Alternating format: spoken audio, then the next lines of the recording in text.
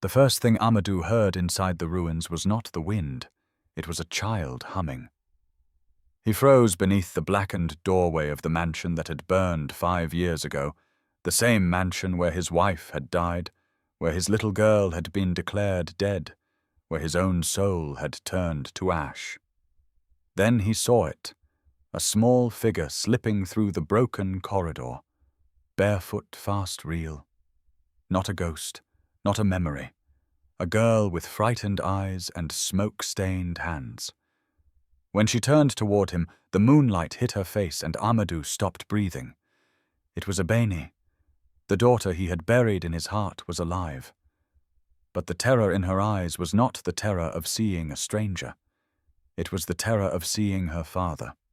If you were in Amadou's place, what would hurt more, the miracle of finding your child alive, or realizing she believes you betrayed her? Tell me in the comments. And while you're here, let me know which country you're watching from and what your local time is right now. If stories of truth, betrayal, and healing move you, subscribe and stay with us. Amadou did not move at first. The world seemed to tilt under his feet, as if the cracked marble beneath the ashes had suddenly become water. The ruins around him blurred. The broken staircase, the charred walls, the burned curtains hanging like black skin from rusted rods. None of it mattered anymore. Only the girl standing at the end of the corridor mattered. Abeni. She was taller now, older, thinner than any child should ever be.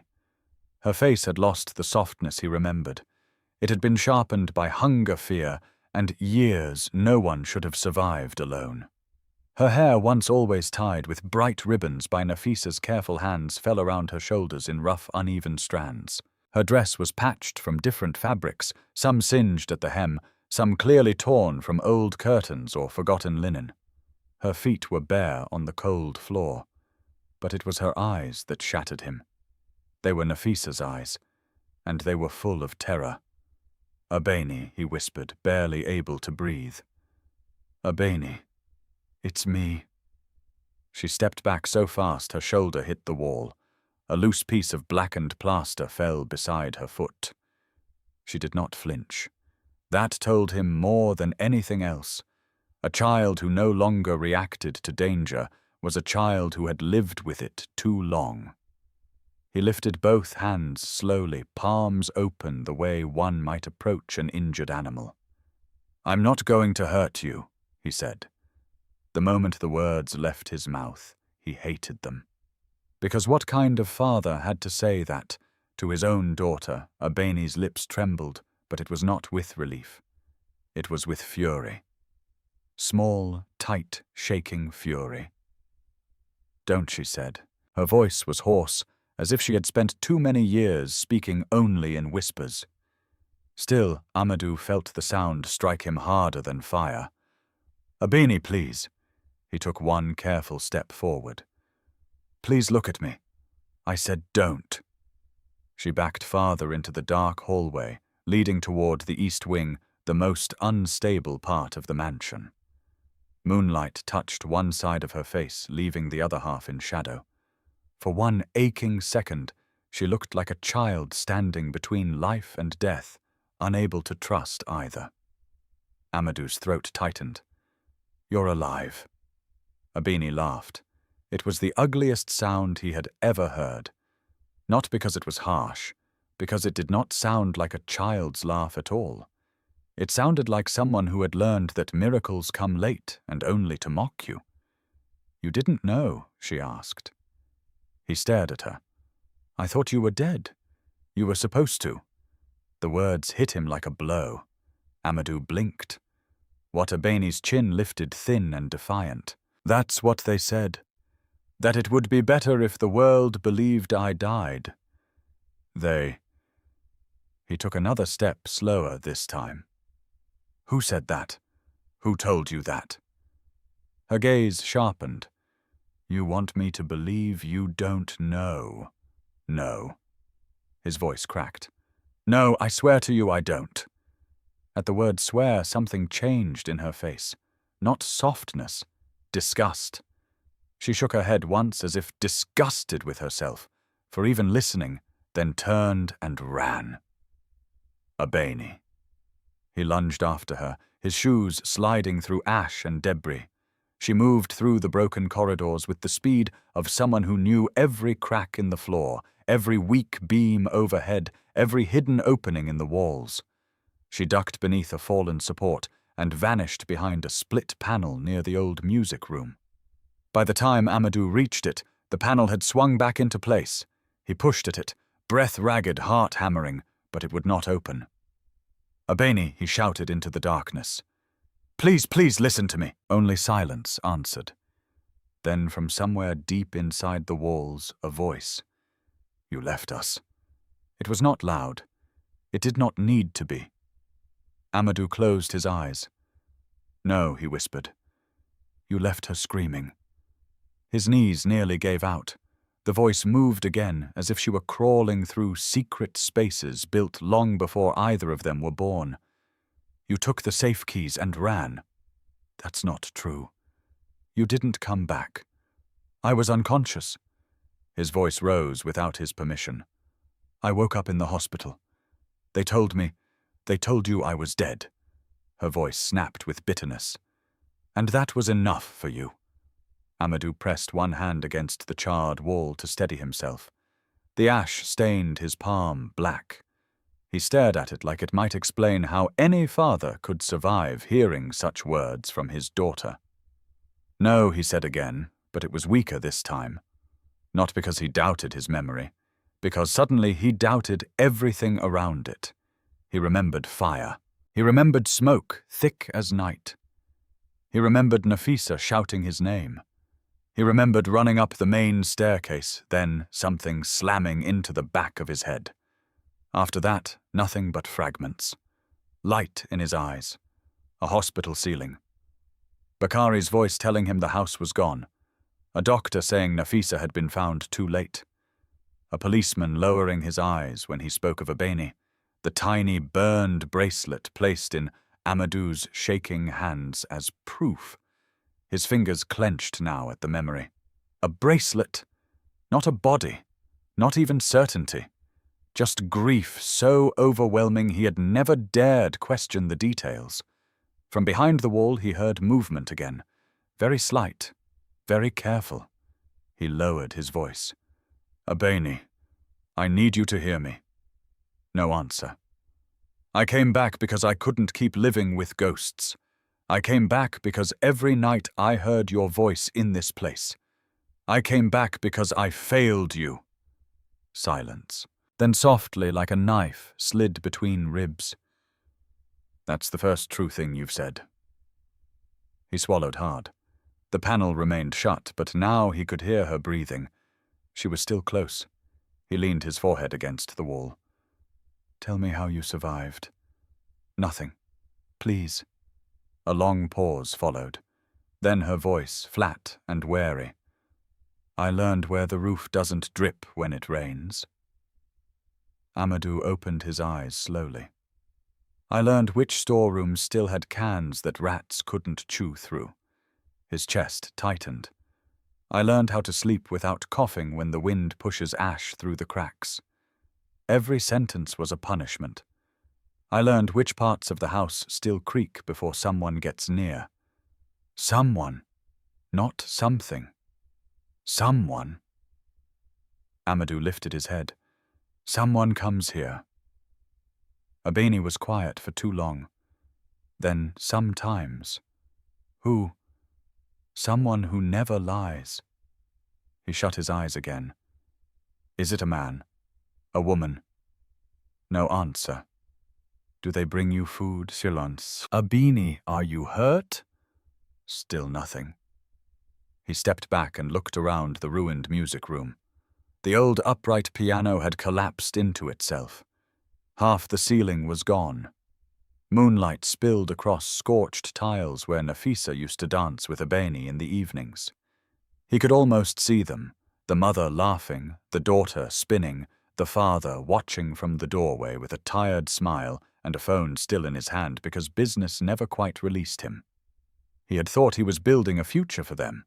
How much had he really been absent even before the fire, Abeni? he said, forcing steadiness into his voice. "I need you to know this. I never chose money over you. I never chose that house over you. I never chose anything over you." This time her answer came quickly.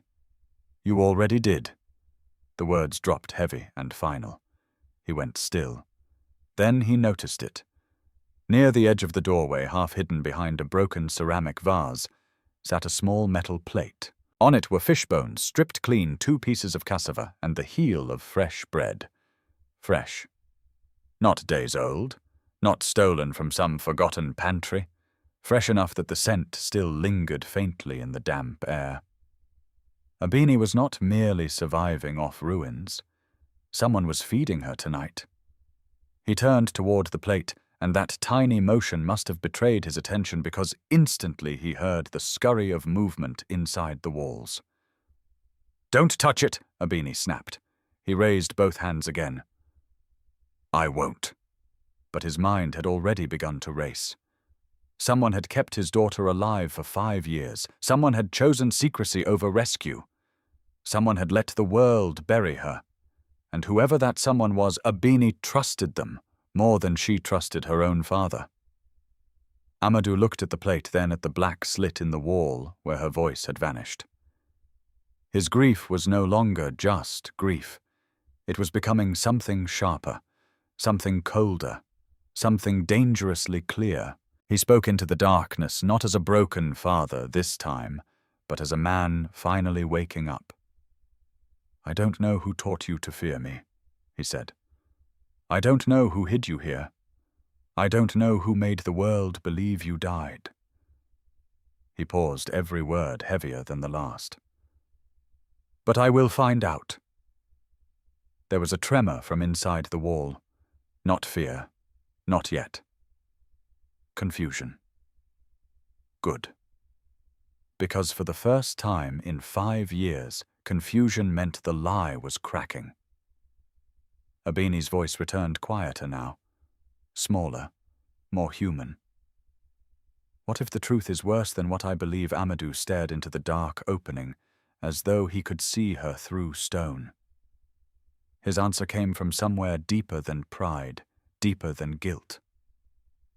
"Then I will stand in it with you." The mansion groaned around them as wind pressed through its dead ribs. Ash drifted from the ceiling like black snow. Somewhere outside, thunder rolled across the night. Inside the wall, Abini said nothing more. But Amadou stayed where he was until dawn began to grey, the ruins listening to the fragile proof that his daughter was still there. Still breathing, still hiding, still too broken to come home. And as the first weak light entered the burned mansion, Amadou realized something that terrified him more than the fire ever had. Finding Abini was not the end of the nightmare. It was the beginning of the truth. Amadou returned the next night with no guards, no driver, and no weapon. He came alone. That decision would have looked foolish to anyone watching from the outside. The ruined mansion stood like a carcass against the dark sky, its burned beams jutting upward like broken bones. Part of the western balcony had collapsed years ago. The old fountain in the courtyard was dry, cracked, and full of dead leaves. Lizards darted through the weeds. Bats nested in the roofless ballroom. Nothing about the place invited mercy, but Amadou knew something now that mattered more than fear. Abini was still here, and if he arrived like a powerful man with headlights, security radios, and polished cars, she would vanish deeper into the walls and shadows that had raised her. So he came like a father who had run out of excuses. In one hand he carried an old lantern, in the other a cloth bag. He stopped in the entrance hall where the marble floor was split by fire and neglect. For a moment he stood still, listening. The mansion had its own language at night, the soft whine of wind through burned corridors, the faint click of loose glass shifting in frames, the distant scrape of something small moving behind walls. Or someone. He set the lantern on the floor.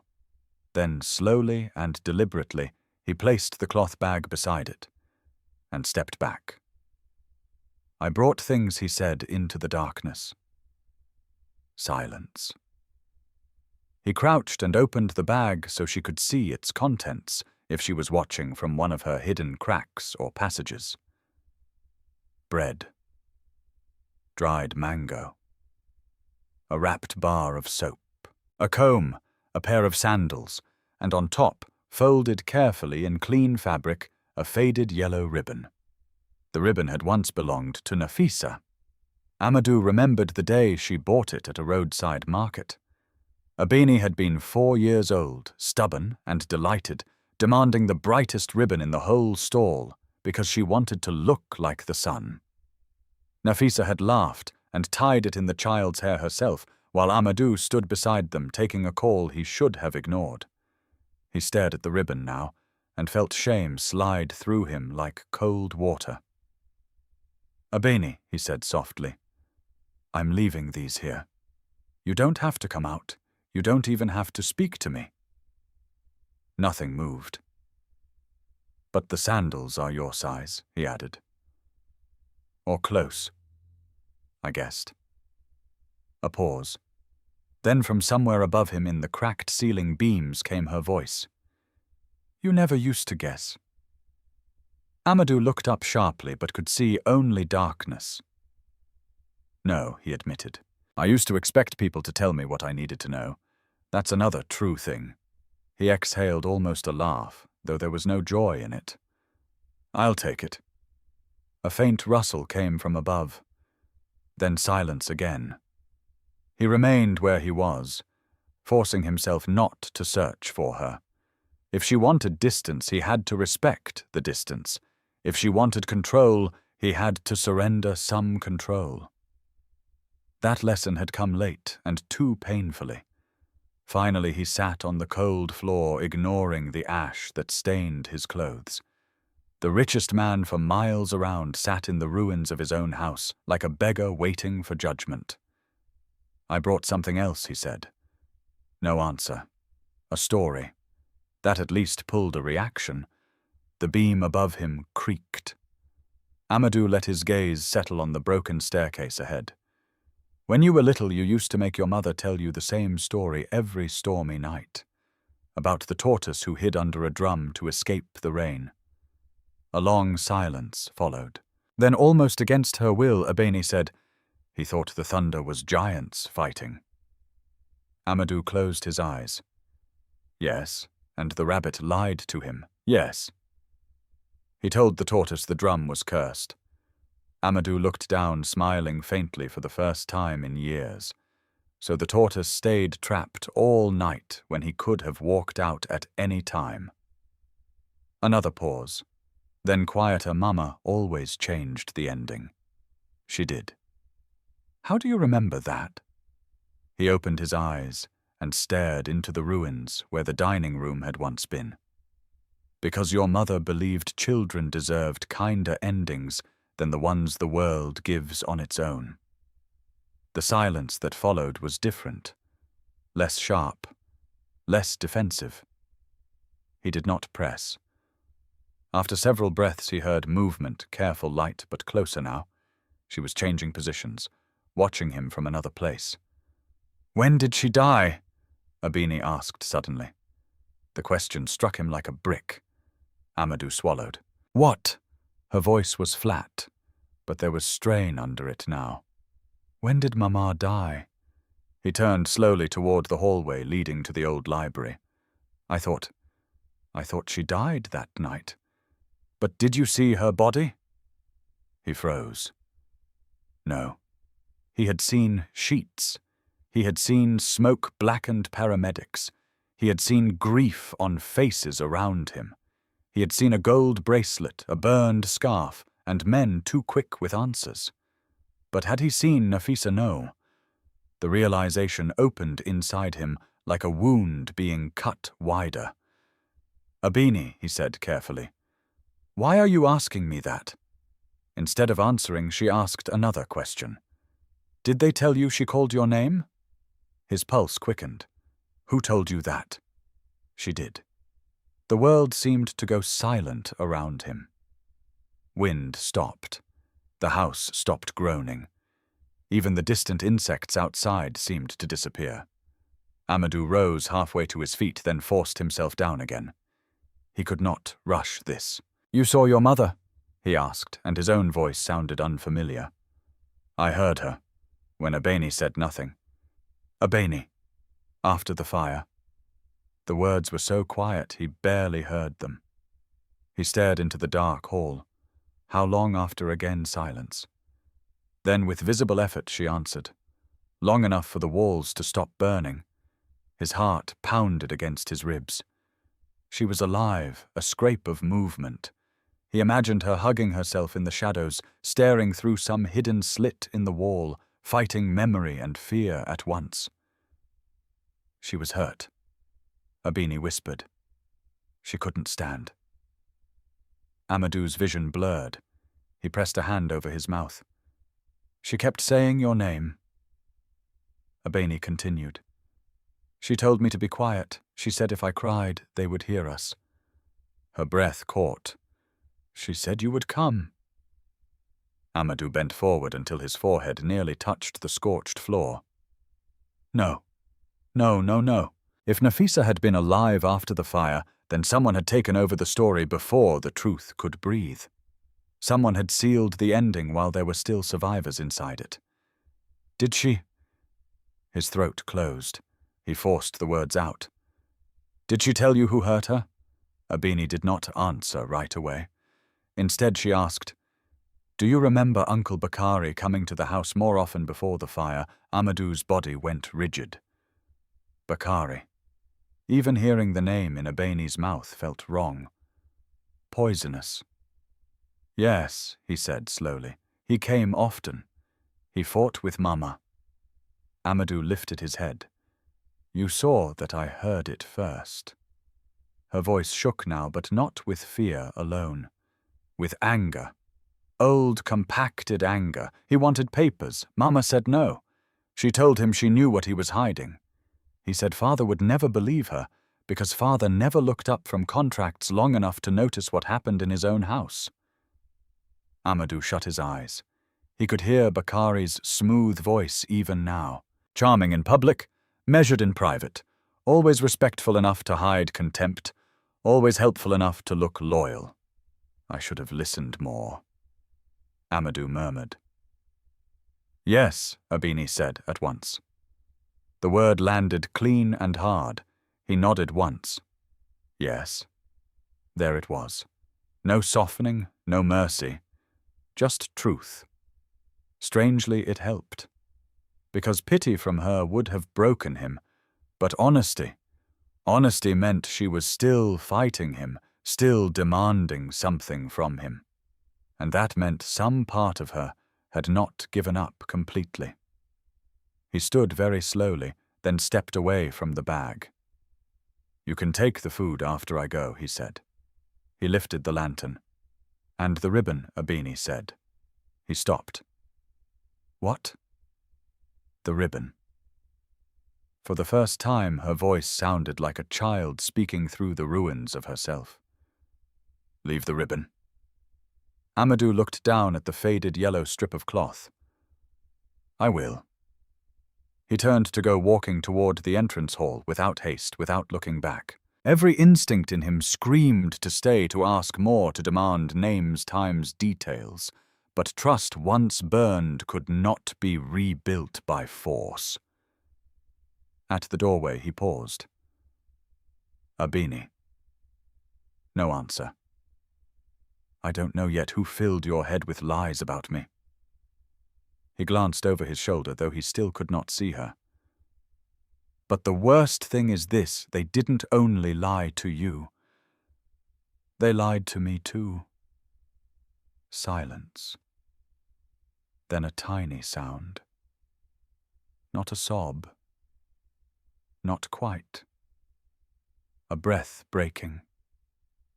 Amadou tightened his grip on the lantern handle. I failed you before the fire, he said. I may have failed your mother before it too. I won't lie about that. but I did not abandon you." He let the words settle into the dark. "And I will prove it." He left the mansion without another word.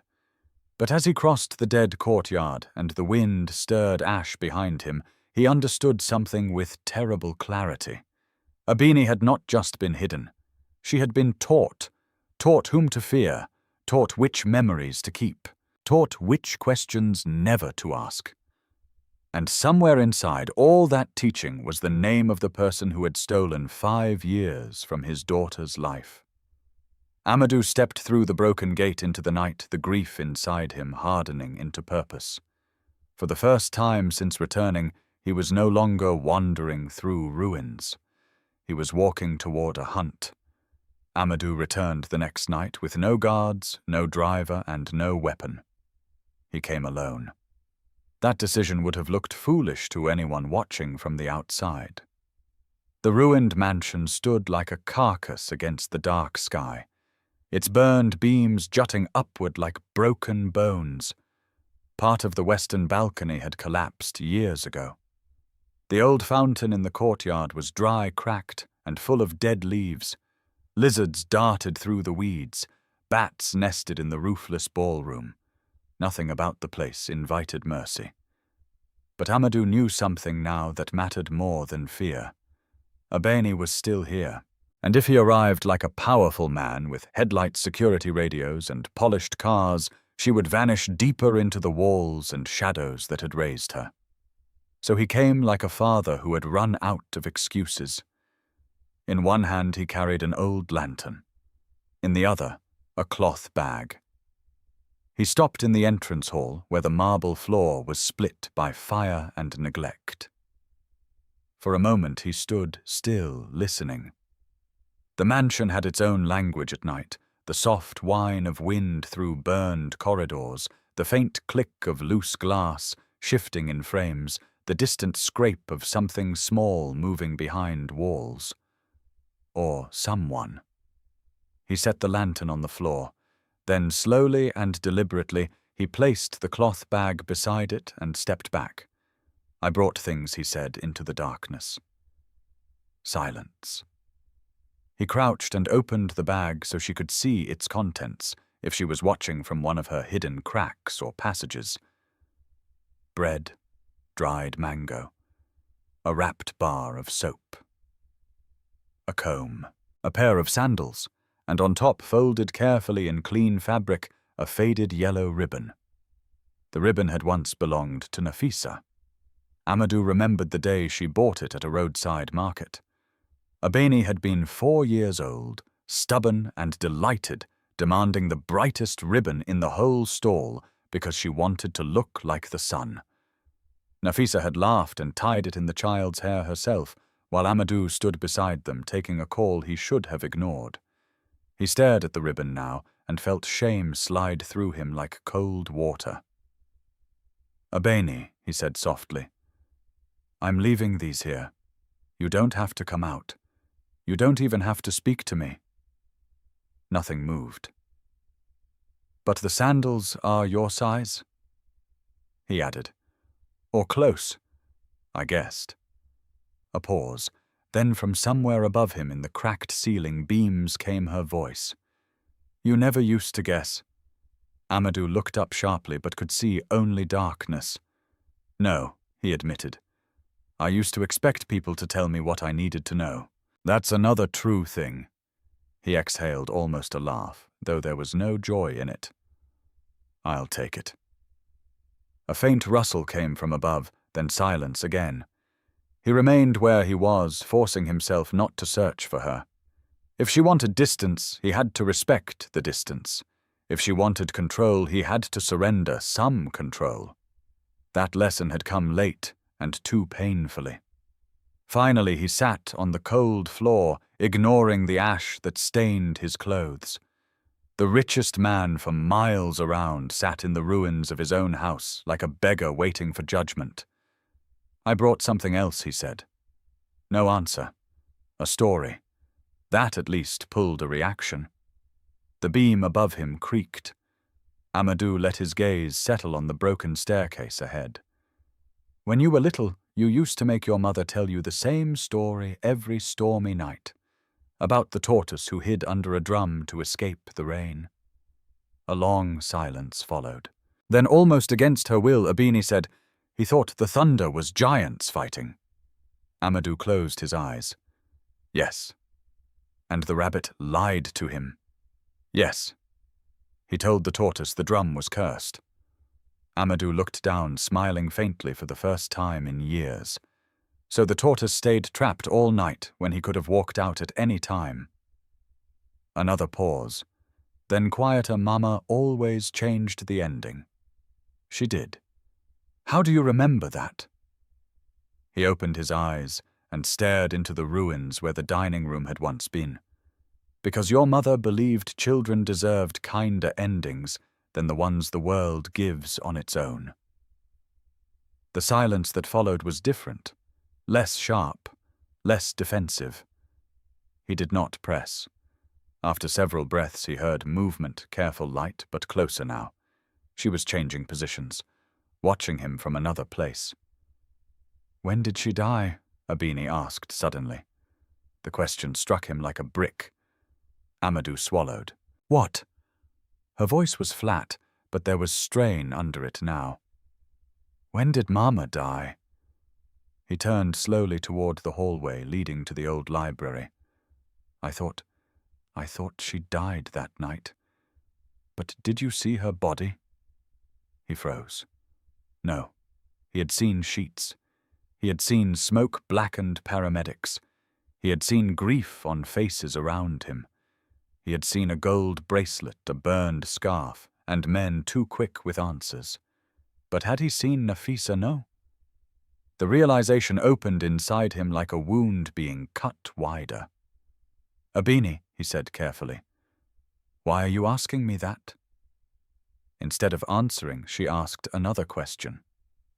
"Did they tell you she called your name?" His pulse quickened. "Who told you that?" She did. The world seemed to go silent around him. Wind stopped. The house stopped groaning.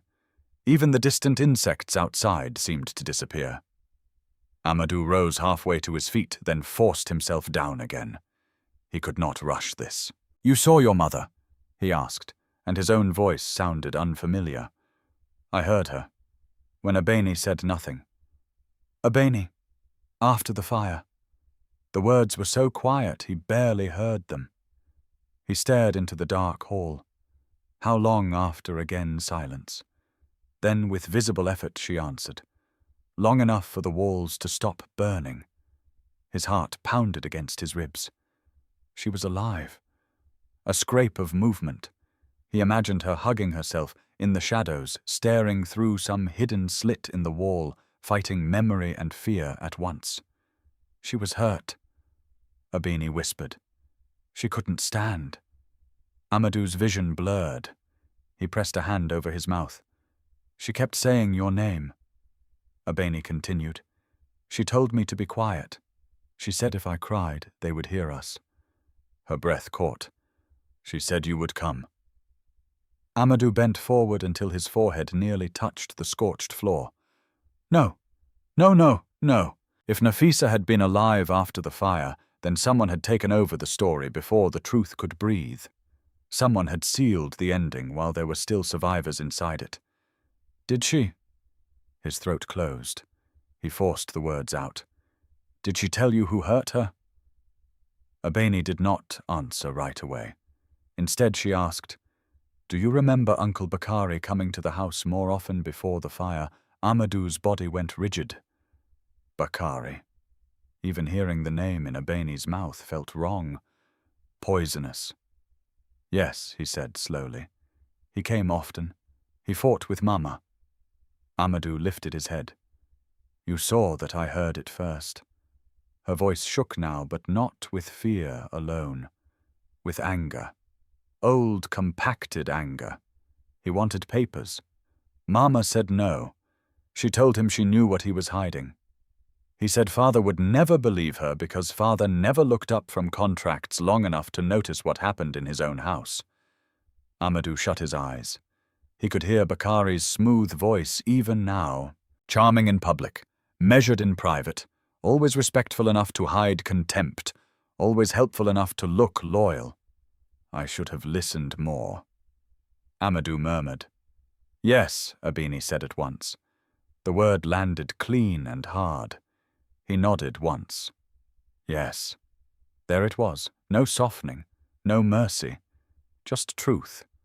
Strangely, it helped, because pity from her would have broken him. But honesty meant she was still fighting him, still demanding something from him. And that meant some part of her had not given up completely. He stood very slowly, then stepped away from the bag. You can take the food after I go, he said. He lifted the lantern. And the ribbon, Abeni said. He stopped. What? The ribbon. For the first time, her voice sounded like a child speaking through the ruins of herself. Leave the ribbon. Amadou looked down at the faded yellow strip of cloth. I will. He turned to go walking toward the entrance hall without haste, without looking back. Every instinct in him screamed to stay, to ask more, to demand names, times, details. But trust once burned could not be rebuilt by force. At the doorway he paused. Abeni. No answer. I don't know yet who filled your head with lies about me. He glanced over his shoulder, though he still could not see her. But the worst thing is this. They didn't only lie to you. They lied to me too. Silence. Then a tiny sound. Not a sob. Not quite. A breath breaking. Amadou tightened his grip on the lantern handle. I failed you before the fire, he said. I may have failed your mother before it too. I won't lie about that. But I did not abandon you. He let the words settle into the dark. And I will prove it. He left the mansion without another word, but as he crossed the dead courtyard and the wind stirred ash behind him, he understood something with terrible clarity. Abeni had not just been hidden. She had been taught. Taught whom to fear. Taught which memories to keep. Taught which questions never to ask. And somewhere inside all that teaching was the name of the person who had stolen 5 years from his daughter's life. Amadou stepped through the broken gate into the night, the grief inside him hardening into purpose. For the first time since returning, he was no longer wandering through ruins. He was walking toward a hunt. Ketthuk Fan 3. Tiptuk Ilko Viet Du 1000 to 1202 Teuquidin. Thought for a second. Fan 4. By sunrise, Amadou was no longer a grieving father wandering through memory. He was a man reopening a crime. The city had changed in 5 years. New towers of glass and steel cut into the skyline where low buildings once stood. Roads were wider. Billboards were brighter. Cafes that used to sell tea in chipped cups now served imported coffee in polished spaces full of young professionals speaking the language of investment influence and reinvention. The world had moved on from the fire that had destroyed his home, but Amadou had not, and now he understood that someone had counted on that. He began with the official record. The old police archive was kept in a grey municipal building with flickering lights and tired clerks who moved like the day had already disappointed them.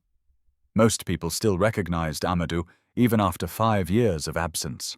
Some looked startled, some respectful, a few wary. Wealth left a long shadow, and grief left an even longer one. At the front desk, the young records officer nearly dropped his pen when Amadou gave his name. I need the full file on the house fire at the Kebe estate, Amadou said. The officer swallowed. That case was closed years ago, sir. I didn't ask whether it was closed. The man hesitated, then nodded too quickly and disappeared into the back room. Amadou waited with his hands clasped behind him. He kept his face calm, but inside his thoughts were moving fast. Every word Abini had spoken the night before had widened the crack in the story he had been handed 5 years ago. She had heard Nafisa alive after the fire. She had heard Bakari arguing with Nafisa before it. She had survived hidden in the ruins while the world declared her dead. If one death was false, what else in the official story was false? The officer returned with 3 folders and a thin cardboard evidence box. Too thin, Amadou noticed at once. "This is all we have on site," the man said. All Amadou asked. "Yes, sir." Amadou looked at the folders. Fire assessment, casualty summary, insurance notification. That was already wrong.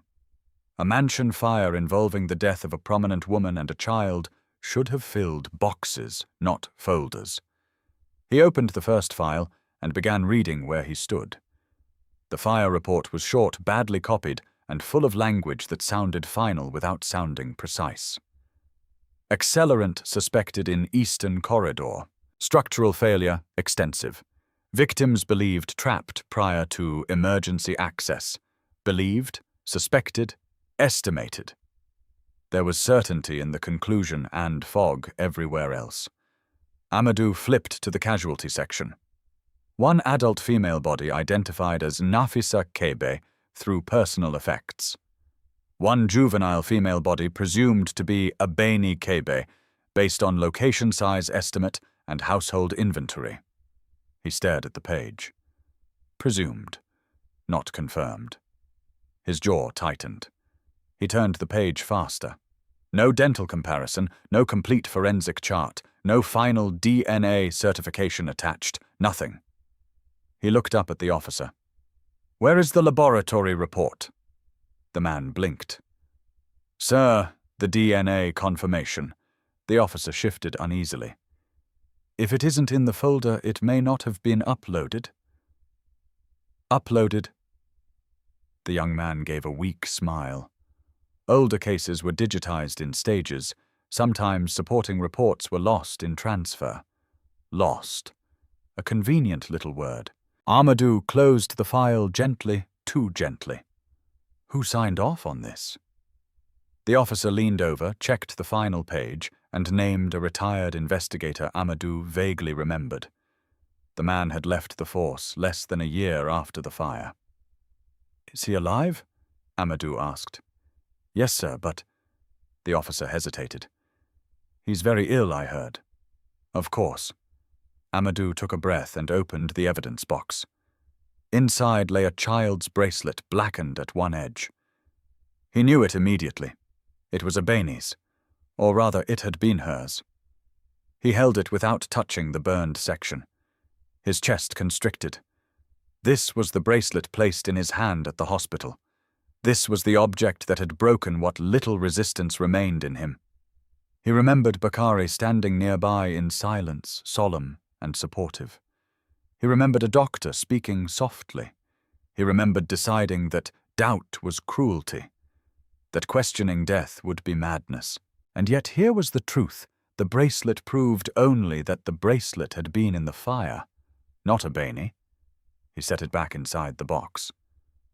"Who handled the family side of this case?" he asked. The officer checked another page. There were statements taken from legal counsel and estate staff. Names. The officer read them. Mosi Diarra, Zuberi Ndao, Jelani Sowe. Amadou's pulse slowed in the dangerous way it did when anger became focus. Mosi, his former legal advisor. Zuberi, his longtime household manager. Jelani, his head of security. The 3 men who had known every corner of his home, every movement of his family, every weakness in the days after the fire. All gave statements, Amadou asked. "Yes, sir. Show me." The officer slipped the witness pages from the second folder. Amadou read them one by one. Mosi's statement was polished, careful, and bloodless. He described Amadou as incoherent with grief, incapable of making decisions, dependent on the advice of others. He stressed the need for rapid administrative stability after the tragedy. Amadou almost laughed. Even in disaster, Mosi had written like a man, invoicing pain by the hour. Zuberi's statement was shorter. He claimed he had seen flames spreading from the east wing and heard screams from upstairs. He insisted the child could not possibly have escaped because the southern hall had collapsed early. Could not possibly.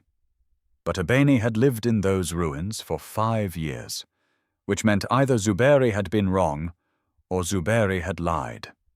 Jelani's statement was the most interesting.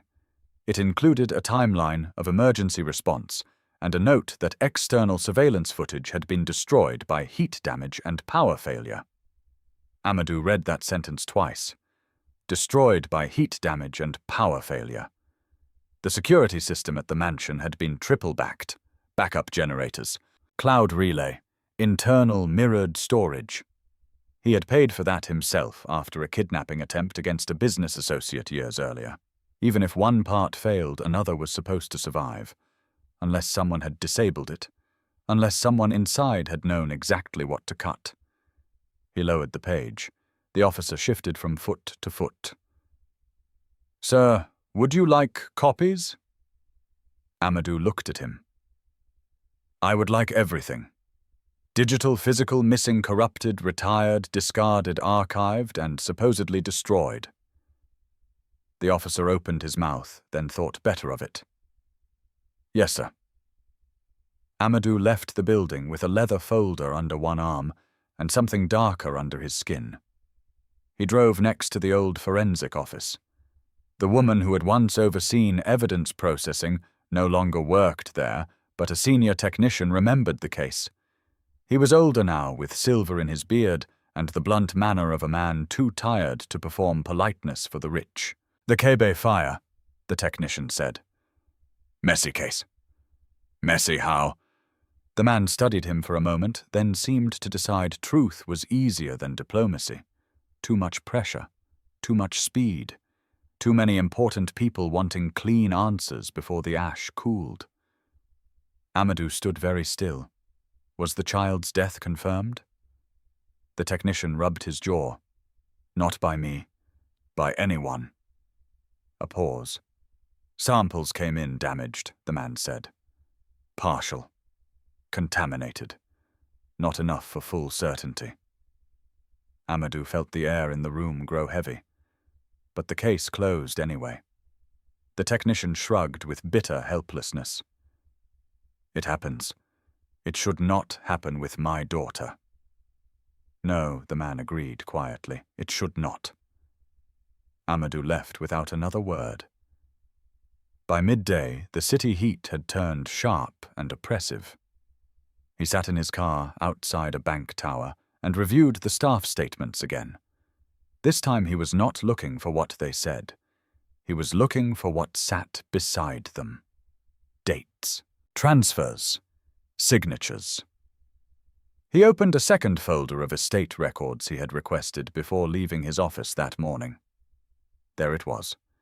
3 disbursements made within 10 days of the fire. Consulting retention fee to Mosi Diarra. Security transition compensation to Jelani Sao.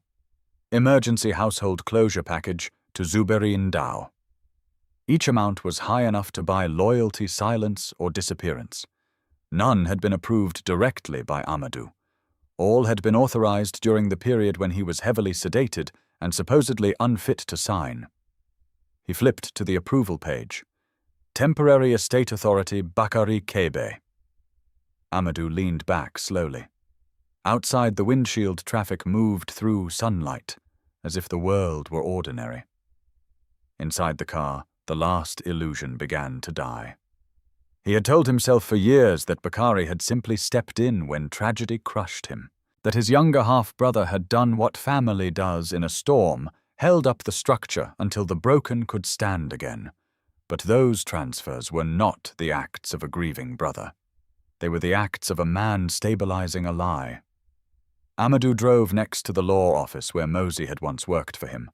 The receptionist informed him with forced brightness that Mr. Diarra was traveling indefinitely. Zuberi's listed address turned out to be empty, the neighbors claiming he had moved away years ago. Jelani had left private security work entirely, and now supposedly managed logistics near the northern border. One by one, they had vanished into convenient distance. By evening, Amadou sat alone in his temporary apartment, all the papers spread across a long dining table. Fire report, false certainty, missing DNA, 3 paid witnesses, surveillance that should not have vanished. Emergency authority signed to Bakari. He looked at the city lights beyond the window and felt an old, sickening memory return Bakari at the hospital, placing a hand on his shoulder, whispering, "Rest, brother. Let me handle everything." At the time, it had sounded like mercy. Now it sounded like ownership. Amadou rose, walked to the window, and pressed one hand against the glass. Abeni had asked him what if the truth was worse than what she believed. Now he understood that it was, because this was no longer just about a fire. It was about a child erased, a wife silenced, a father managed, and a whole machinery of loyalty, paperwork, money, and fear built to make one impossible thing look inevitable. The house had burned, yes, but the real crime had happened afterward. In offices, in signatures, in statements tailored to close doors, in the decision to bury uncertainty before it could become a question. Amadou turned back to the table and gathered the papers into one stack. The mansion had given him a miracle. The files had given him something else. Proof that miracles were never the whole story. Someone had made his daughter disappear on paper, and whoever had done that had not merely betrayed his family. They had used his grief as a weapon. That night, rain came without warning. It struck the city in hard, slanting sheets, drumming on rooftops, blurring headlights, turning gutters into rushing black streams. By the time Amadou reached the old quarter near the river, the windshield wipers could barely keep up. Neon signs trembled behind the water. Motorbikes hissed past like ghosts. The city seemed to fold inward under the storm. Sira lived where men with power rarely looked, not because it was hidden, but because it was humble. Her address had come from an old payroll file buried inside estate archives, one of the few records Bakari had apparently considered too unimportant to erase. A pension transfer, an emergency stipend, a final note in Zuberi's handwriting, Sira released due to age and health. Released. As if loyalty could be folded and put away like a uniform. Amadou parked beside a narrow alley lined with low concrete homes painted in colors the rain had worn thin. He stepped out into ankle-deep water, pulled his coat closer, and walked toward a dim porch light at the far end. The number on the rusted gate matched the file. He knocked once. No answer. He knocked again, louder this time. Still nothing. But just as he turned his head, he saw it, the faint shift of fabric behind the curtain. Someone was inside. "Madame Sira," he called over the rain. "It's Amadou." The curtain moved sharply, then froze. A long minute passed before a voice came from behind the door. "You should not have come here." He stepped closer. "I need to speak with you." "No." The voice was old, strained, but not weak. "You need to leave. Please." Please was for 5 years ago. The words hit with more force than the rain. Amadou lowered his head for a moment. "You're right." Silence. "Then why are you here now?" "Because my daughter is alive," he almost said. "Because the dead are breathing and the living have lied. Because the house I thought buried my family has become a mouth speaking in pieces." Instead, he chose the truth, stripped down to its bones. "Because Abeni is in the ruins," he said, "and because she believes I betrayed her." The curtain dropped. The lock turned. The door opened only a few inches, but it was enough. Sira stood in the doorway with a shawl around her shoulders and a hurricane lamp in one hand. Age had bent her back and hollowed her cheeks, but her eyes were steady. Amadou remembered those eyes. They had once watched over every meal, every school bag, every fever, every forgotten toy in his household. Sira had worked for his family before he was rich enough to call it a household instead of a home. Now those same eyes studied him with pain caution and something that looked dangerously close to accusation. "You saw her," Sira said. He nodded. "And she spoke to you." She did. The old woman closed her eyes briefly, as if some private dread had finally arrived. Then she stepped aside. "Come in before the neighbors see." Her home was small and careful. A woven mat on the floor, 2 wooden chairs, shelves with neatly stacked plates, a framed verse on the wall, a kettle steaming faintly over a gas burner. It smelled of ginger-old books and rain-damp cloth. The place had the plain dignity of a life lived without waste. Amadou stood just inside the door, water dripping from his coat. Sira pointed to a towel without ceremony. "Dry yourself. You're making a river in my house." He obeyed. When she handed him tea a few minutes later, neither of them touched it. The rain battered the roof while silence gathered between them. Finally, Sira spoke. "You were always too busy to notice things unless they exploded." Amadou accepted that without defense. "Then let this count as an explosion." Her gaze hardened. "Do not joke." "I'm not." She sat opposite him and folded both hands over her cane. "Why did you come back?" "I came back to sell the estate." He met her eyes. "Then I saw signs that someone was living there." Sira said nothing. "I followed them." His voice lowered. "I found Abeni."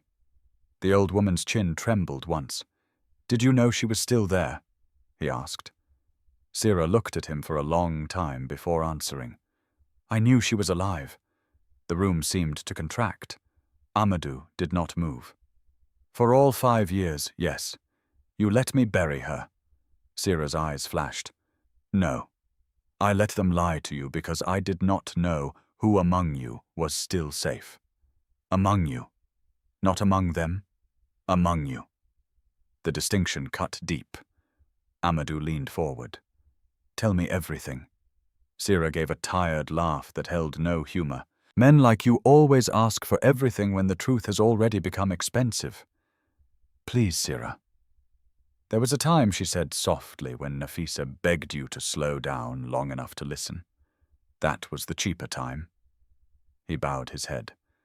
The rain filled the silence for a few beats. Then Sira began.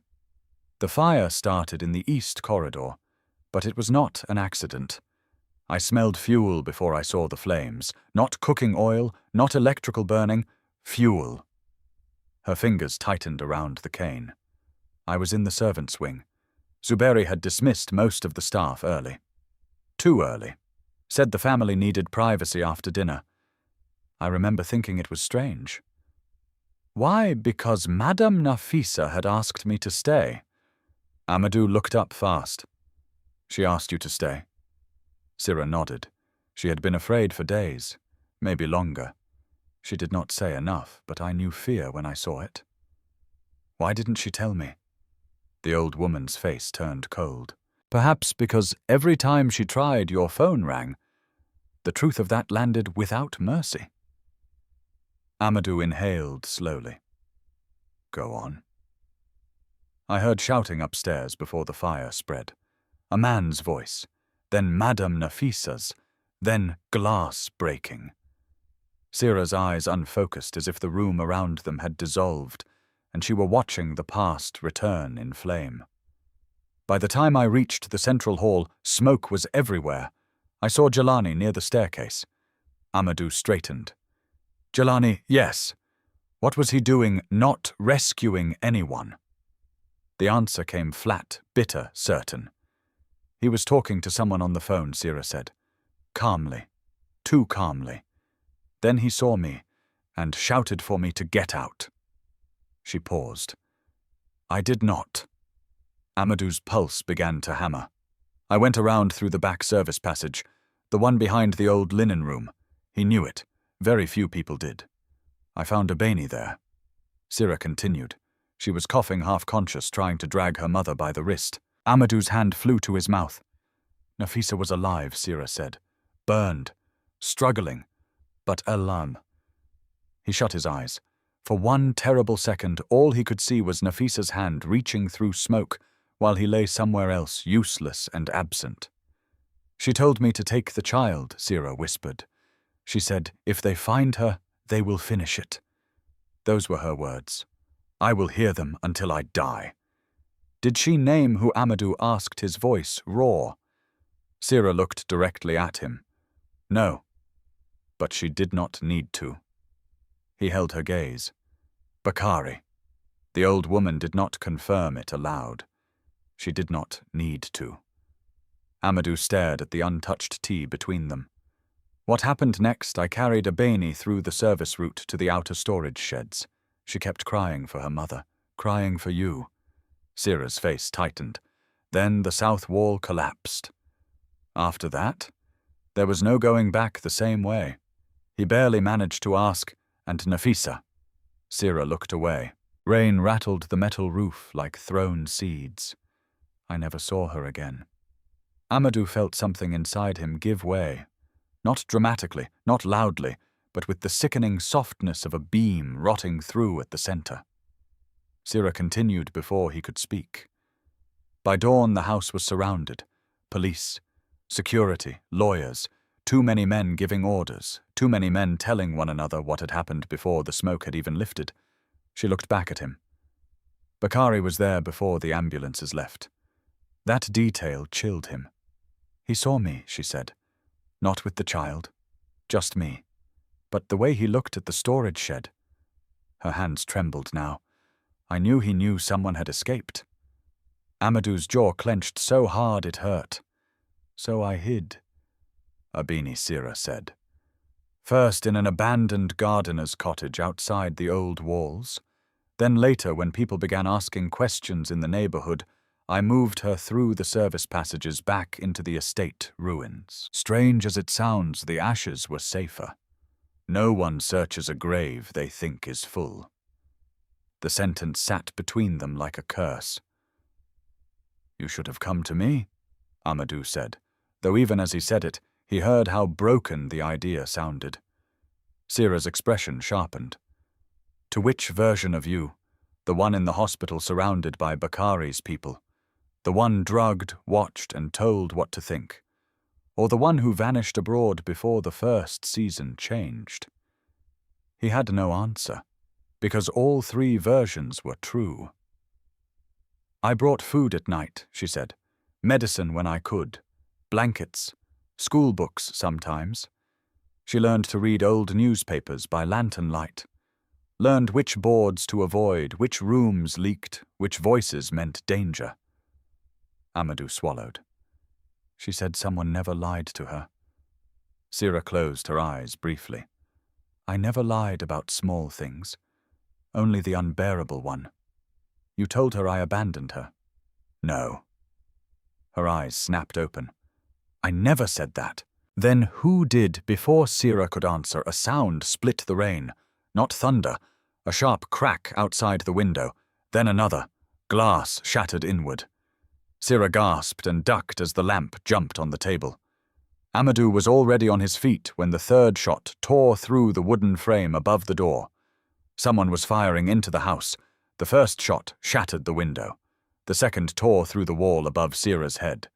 By the third, Amadou had already thrown himself across the room, knocked the lamp off the table, and dragged the old woman down behind an overturned chair.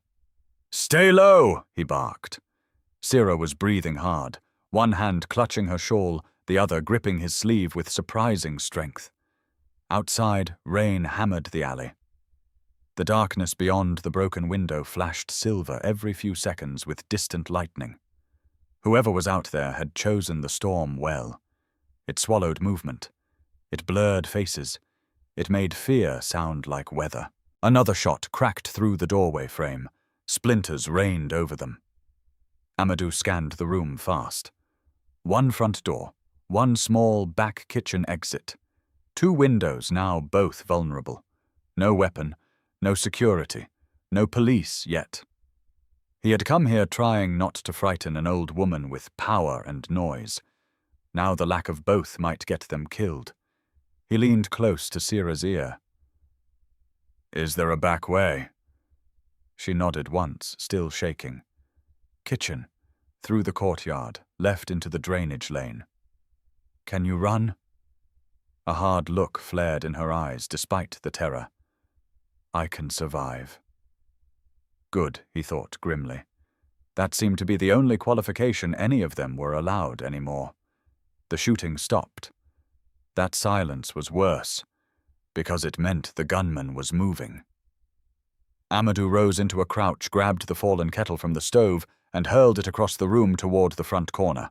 It crashed loudly against the wall. Instantly, two more shots ripped through the spot where the sound had landed. Wrong target. Good. Now he whispered. He pulled Sira up, and half-carried, half-guided her through the kitchen, as glass cracked under their feet. Rainwater sprayed through the broken panes. Somewhere outside, a door slammed in the alley. A shadow moved past the front window. Too close. Amadou shoved open the back door and pushed Sira into the courtyard, just as another shot blasted through the kitchen frame behind them. The bullet hit a metal basin, sending it spinning across the wet ground. They ran. The courtyard was narrow and slick with mud. Laundry lines whipped in the rain like lashes. Sira stumbled once, then recovered with a curse too fierce for her age. Amadou almost smiled despite everything. Behind them came the sound of boots splashing through the house. Not one set. Two. His expression changed instantly. Two shooters meant planning. Money. Professional intent. This was no neighborhood grudge. No robbery. No accident. Someone had sent men to silence Sira before she could speak further. Someone afraid. They hit the drainage lane at a dead sprint. It was barely more than a trench between buildings clogged with runoff and trash, but it gave them cover from the street. Amadou kept one hand on Sira's elbow as they moved. She was slower now, the shock reaching her bones, but she was still moving, still fighting the storm and the years with stubborn dignity. A shout rang out behind them. There, Amadou didn't look back. He veered left at the end of the lane and yanked Sira behind a cement wall just as a flashlight beam cut through the rain where they had been seconds earlier. One of the men fired blindly. The bullet sparked off concrete. Sira gasped. "They'll catch us!" No, Amadou said, though he had no right to sound certain. He pulled out his phone and cursed. No signal. Of course. Storm. Old quarter, narrow alleys. Bad luck serving evil as faithfully as ever. He shoved the phone away and listened. Footsteps. Fast. Sloppy now. The shooters were getting impatient.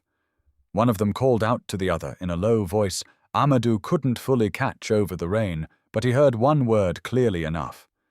Package. Not witness. Not woman. Package. Sira was not a person to them. She was cargo that needed removal. Amadou turned to her. "Do you know this area better than I do?" A fierce little nod. "Then lead." Something alive flashed back into her face at that command. Not fear. Memory. Instinct. She pointed down a narrower passage between two buildings. "That way. It comes out near the old textile depot." They moved again, Amadou forcing his larger body through the cramped cut between walls. Water soaked his trousers to the knee. At the end of the passage, the alley opened into a wider service road lined with shuttered shops. The depot loomed ahead, half abandoned, its corrugated roof rattling under the storm. A truck sat idling across the road. Lights off. Engine running. Amadou stopped dead and pulled Sira back into shadow. "That's them," she whispered. Yes. The shooters were not improvising. They had transport. coordination, timing. This was an operation. He studied the truck through the rain. A driver in front, maybe one more inside. The two gunmen behind them. At least 3, likely 4. No weapon, no signal. One elderly witness. Perfect odds for men who thought the night belonged to them. Amadou glanced at Sira. "Can you hide inside the depot?" She followed his gaze. "There's a side hatch. If it's not welded shut, go when I tell you." Her eyes widened. "What about you?" He gave a cold smile with no warmth in it. They came for the wrong man tonight. Before she could argue, he grabbed a loose brick from beside the wall and stepped out into the rain. He wanted them to see him. One of the shooters emerged from the alley behind gun, raised tall hooded moving, with the confidence of someone paid in advance. The moment he spotted Amadou in the open, he shouted something and lifted the weapon. Amadou hurled the brick. Not at the man. At the truck windshield. It struck hard enough to spider the glass and send the driver ducking with a curse. In the same instant, Amadou lunged sideways behind a parked motorbike as shots split the road. Metal screamed. The bike toppled. He rolled through filthy water and came up behind a concrete barrier. Now they knew exactly who he was. Good. Because men hired to kill witnesses often preferred not to touch important names. Important names complicated cleanup. One shooter advanced from the rear alley. Another spread wide to flank. The driver had left the truck and was shouting into a phone. Amadou used the noise. He slammed a loose trash lid against the barrier, then darted the other way, while the gunman fired at the sound. Rain and adrenaline distorted everything into speed and instinct. Amadou tackled the nearer man low at the knees. The shooter crashed backward, his gun skidding into the flooded gutter. They hit the ground hard. The man was strong, younger, trained enough to recover quickly, but Amadou had 5 years of grief packed into his muscles and nowhere else left to put it. He drove an elbow into the man's throat, grabbed the wet hood, and smashed the man's head against the pavement once, twice enough to daze, not enough to kill. The gunman clawed for balance. Amadou ripped a knife from the man's ankle holster and kicked him aside. Now armed. At last. A shot rang out from the second attacker. The bullet tore through Amadou's coat sleeve, hot and close enough that he felt the air burn past his skin. He ducked behind a cart and heard Sarah cry out from somewhere behind him. "No!" He risked a glance. She had made it to the depot wall, but not inside. She was crouched beside the side hatch, pulling at rusted metal with trembling hands. The hatch wouldn't move. The second shooter saw her, too. He pivoted, raised the gun. Amadou moved before thought caught up. He sprinted through open rain knife in hand and drove shoulder first into the gunman just as the shot went off. The bullet shattered the depot chain instead of Sira's chest. The two men slammed into the metal door. The shooter snarled and brought the pistol around at point-blank range. Amadou trapped the man's wrist with both hands. The barrel hovered inches from his face. They strained against each other, slipping in water boots grinding on concrete. The man was taller, but panic makes some men clumsy. Amadou twisted hard, felt the wrist bend, heard the crack, and the gun dropped. The shooter screamed. Amadou punched him once in the mouth, then drove the knife hilt into the side of his neck. The man folded to the ground, choking and half-conscious. "Open it!" Amadou shouted. Sira yanked the loosened chain. The side hatch lurched wide with a rusty groan. Inside darkness, dust-old machinery. Shelter. For half a second. Then headlights blazed at the end of the road. Not police. A black SUV. Too clean. Too deliberate. No neighborhood man drove through this storm in a vehicle like that, unless the storm belonged to him. The rear window lowered halfway. A silhouette sat inside. Amadou couldn't see the face, but he saw the gesture. A hand lifting lazily. A signal. The driver of the damaged truck abandoned his position at once. The remaining conscious shooter staggered toward the SUV like a summoned dog. This was hierarchy. Not street chaos, not freelance violence. Someone important had come to watch the work. Sira gripped Amadou's arm so tightly her nails cut through wet cloth. "Don't let them take me," she whispered. He stepped in front of her. The SUV idled. Then from inside the dark cabin, a man's voice emerged through the rain. Smooth, measured, familiar. "Brother," it called, not loudly, but clearly enough to cut through everything. Amadou went still. "No, not possible." The voice came again. "You should have stayed gone." Bakari. The name did not need to be spoken. It was already there, standing between them in the rain, like the ghost that had never stopped breathing. Amadou stared at the half-open window, every muscle in his body turning to iron. Bakari was here, not hidden behind paperwork, not whispered through old statements. Here, watching. And if he had come in person to silence Sira, then fear had finally reached him too. For a moment the storm disappeared. The rain was still falling. The road was still flooded. Sira was still trembling behind him. Two men were still groaning on the ground. But to Amadou, none of it existed. Only Bakari's voice existed. That calm, elegant voice he had trusted in boardrooms, hospitals, funerals. That same voice that had once soothed investors during crises and charmed ministers over dinner. A voice made for control. A voice that never needed to rise in order to dominate. Now it drifted from the dark interior of the SUV like poison wearing silk. Brother Bakari said again, almost gently, "You look terrible." Amadou did not answer. He took one step forward. The driver of the SUV shifted. The remaining gunmen stiffened near the rear door. They were ready for violence, prepared for rage. But rage was not what Bakari feared most. Bakari feared proof. Amadou understood that suddenly with a clarity so cold it felt clean.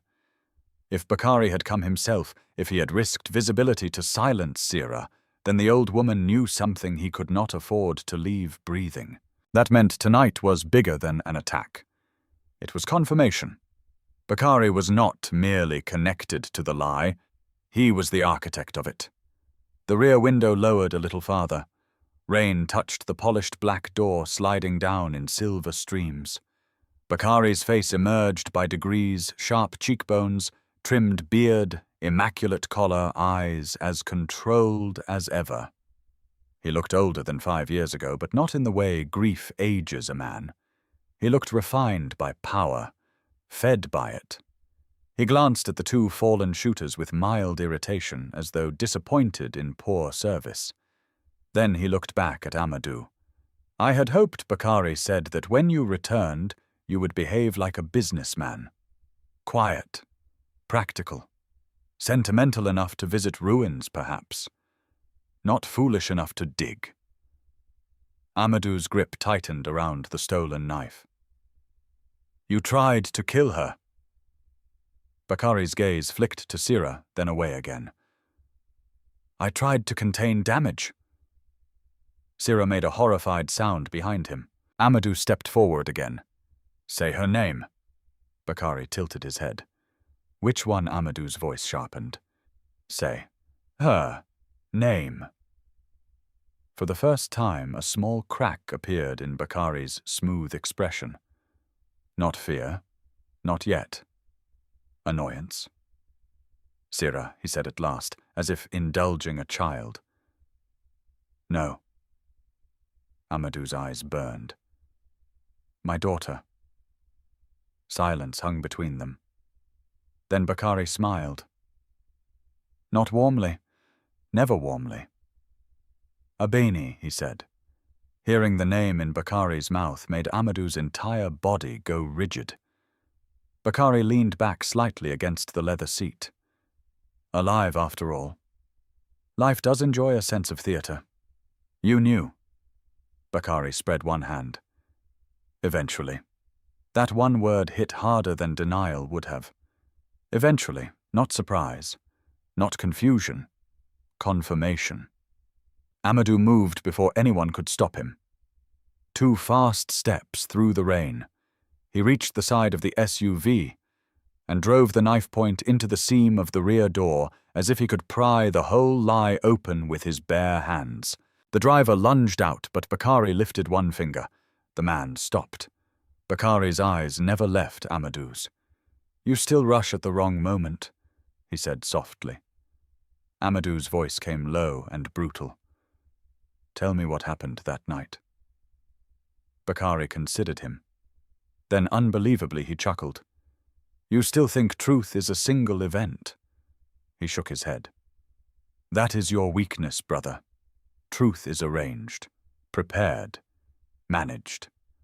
The version that survives is the only version that matters." Sira whispered behind him. "Monster." Bakari ignored her. Amadou stared through the rain-spattered glass. "Nafisa found you out." Bakari's eyes sharpened at the name. There.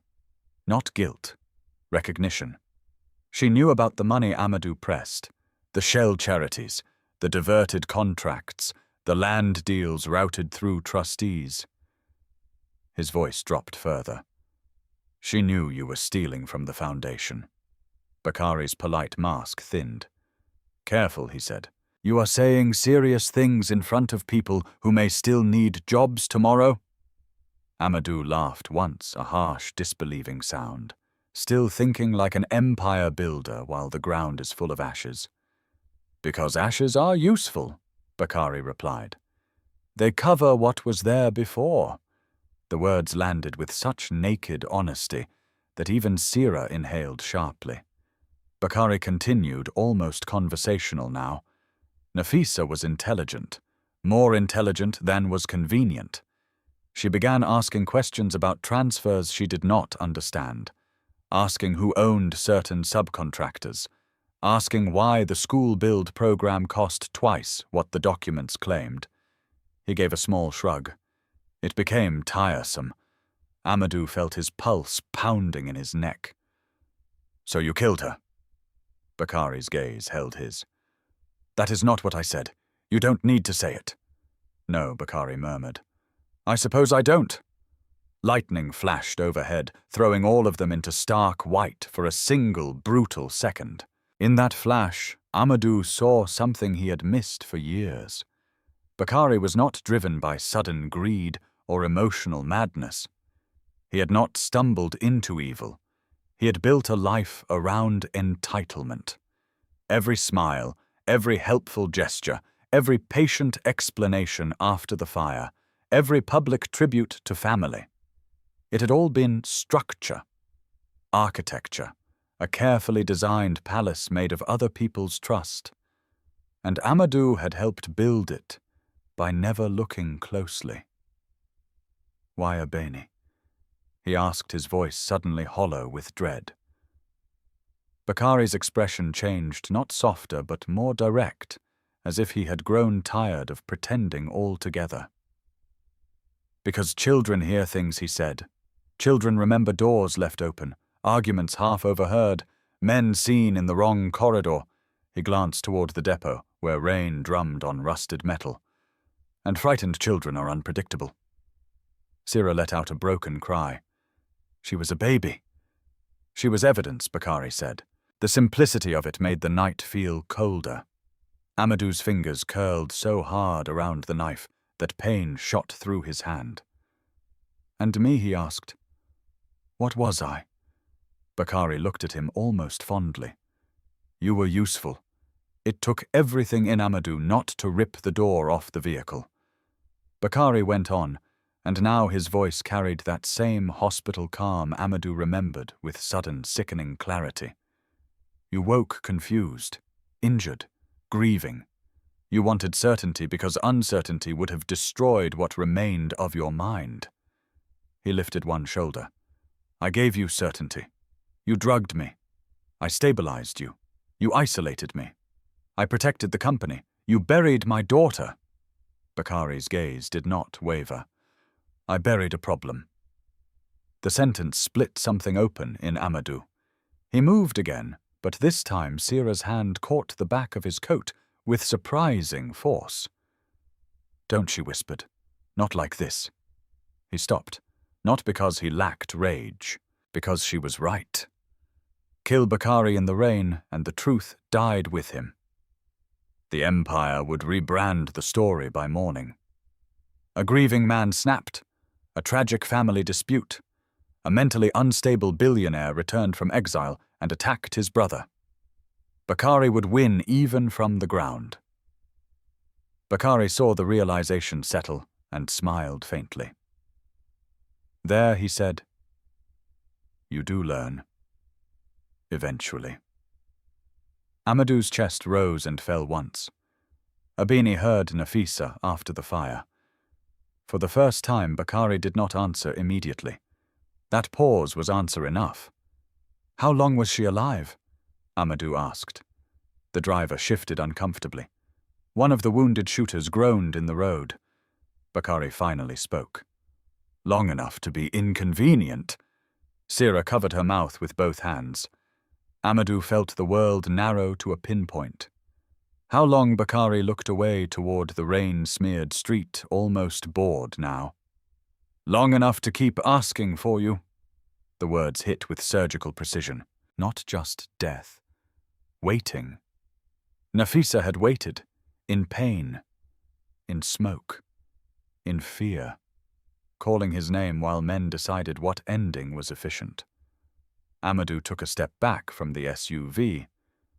Because for one terrifying moment he was no longer sure he could control his body. Bakari noticed. "You see now," he said quietly, "why some stories must never be reopened. They do not resurrect the dead. They only ruin the living." Amadou looked up slowly. "No," he said. Bakari's brow shifted. Amadou's face had changed. The grief was still there, but something firmer now stood beneath it. They exposed the living. The rain seemed to intensify, filling the silence with force. Bakari studied him, and for the first time that night, true wariness entered his eyes. Not because Amadou was angry, because Amadou was no longer broken in the old way. He was assembling.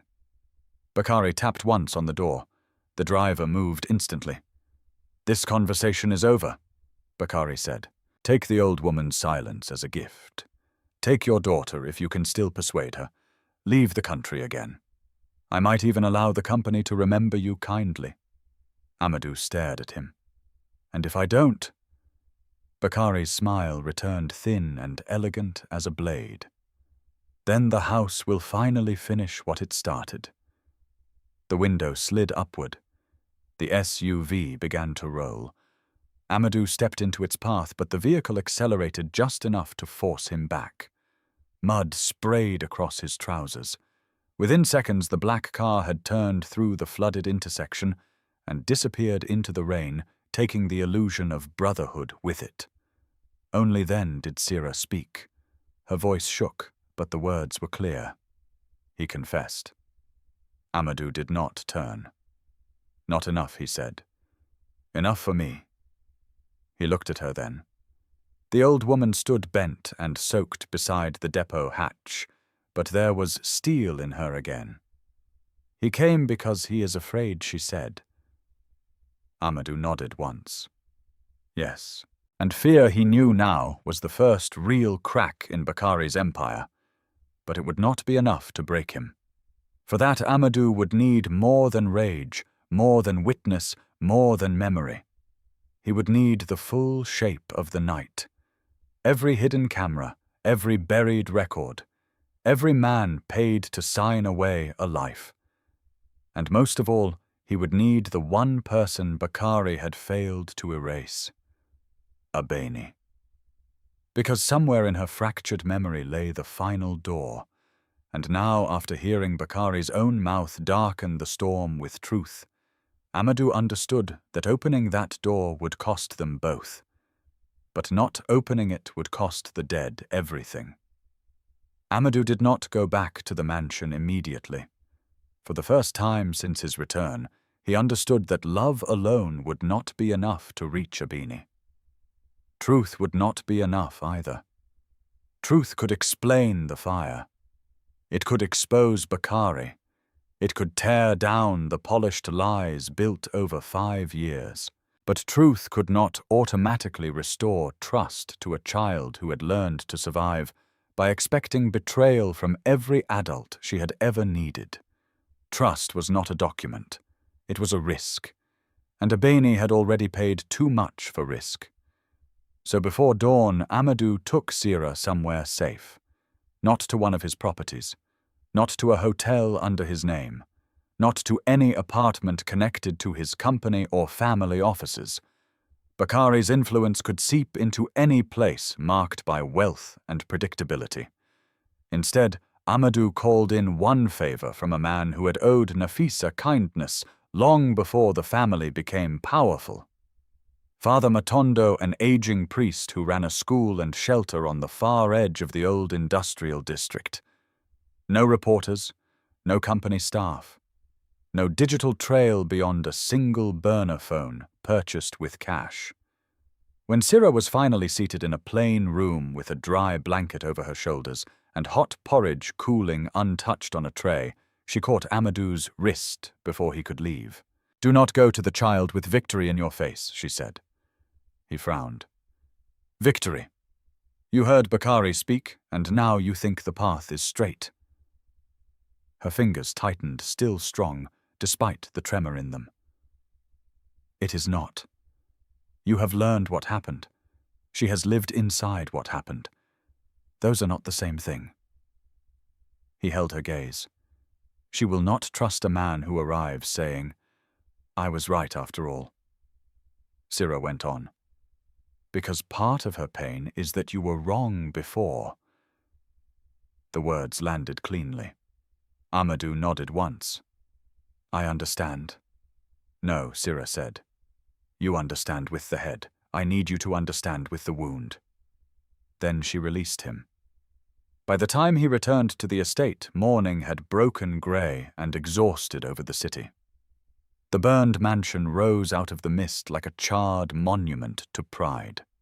No matter how many times he approached it now, the sight still hollowed him in new places. Once he had seen it as proof of success. Then for years as proof of loss. Now it looked like something worse. Evidence. He entered through the side gate instead of the front. He carried no lantern this time. No bag of food. No visible symbol of fatherhood. Only a small metal lockbox under one arm and the weight of the night behind his eyes. The house was quiet.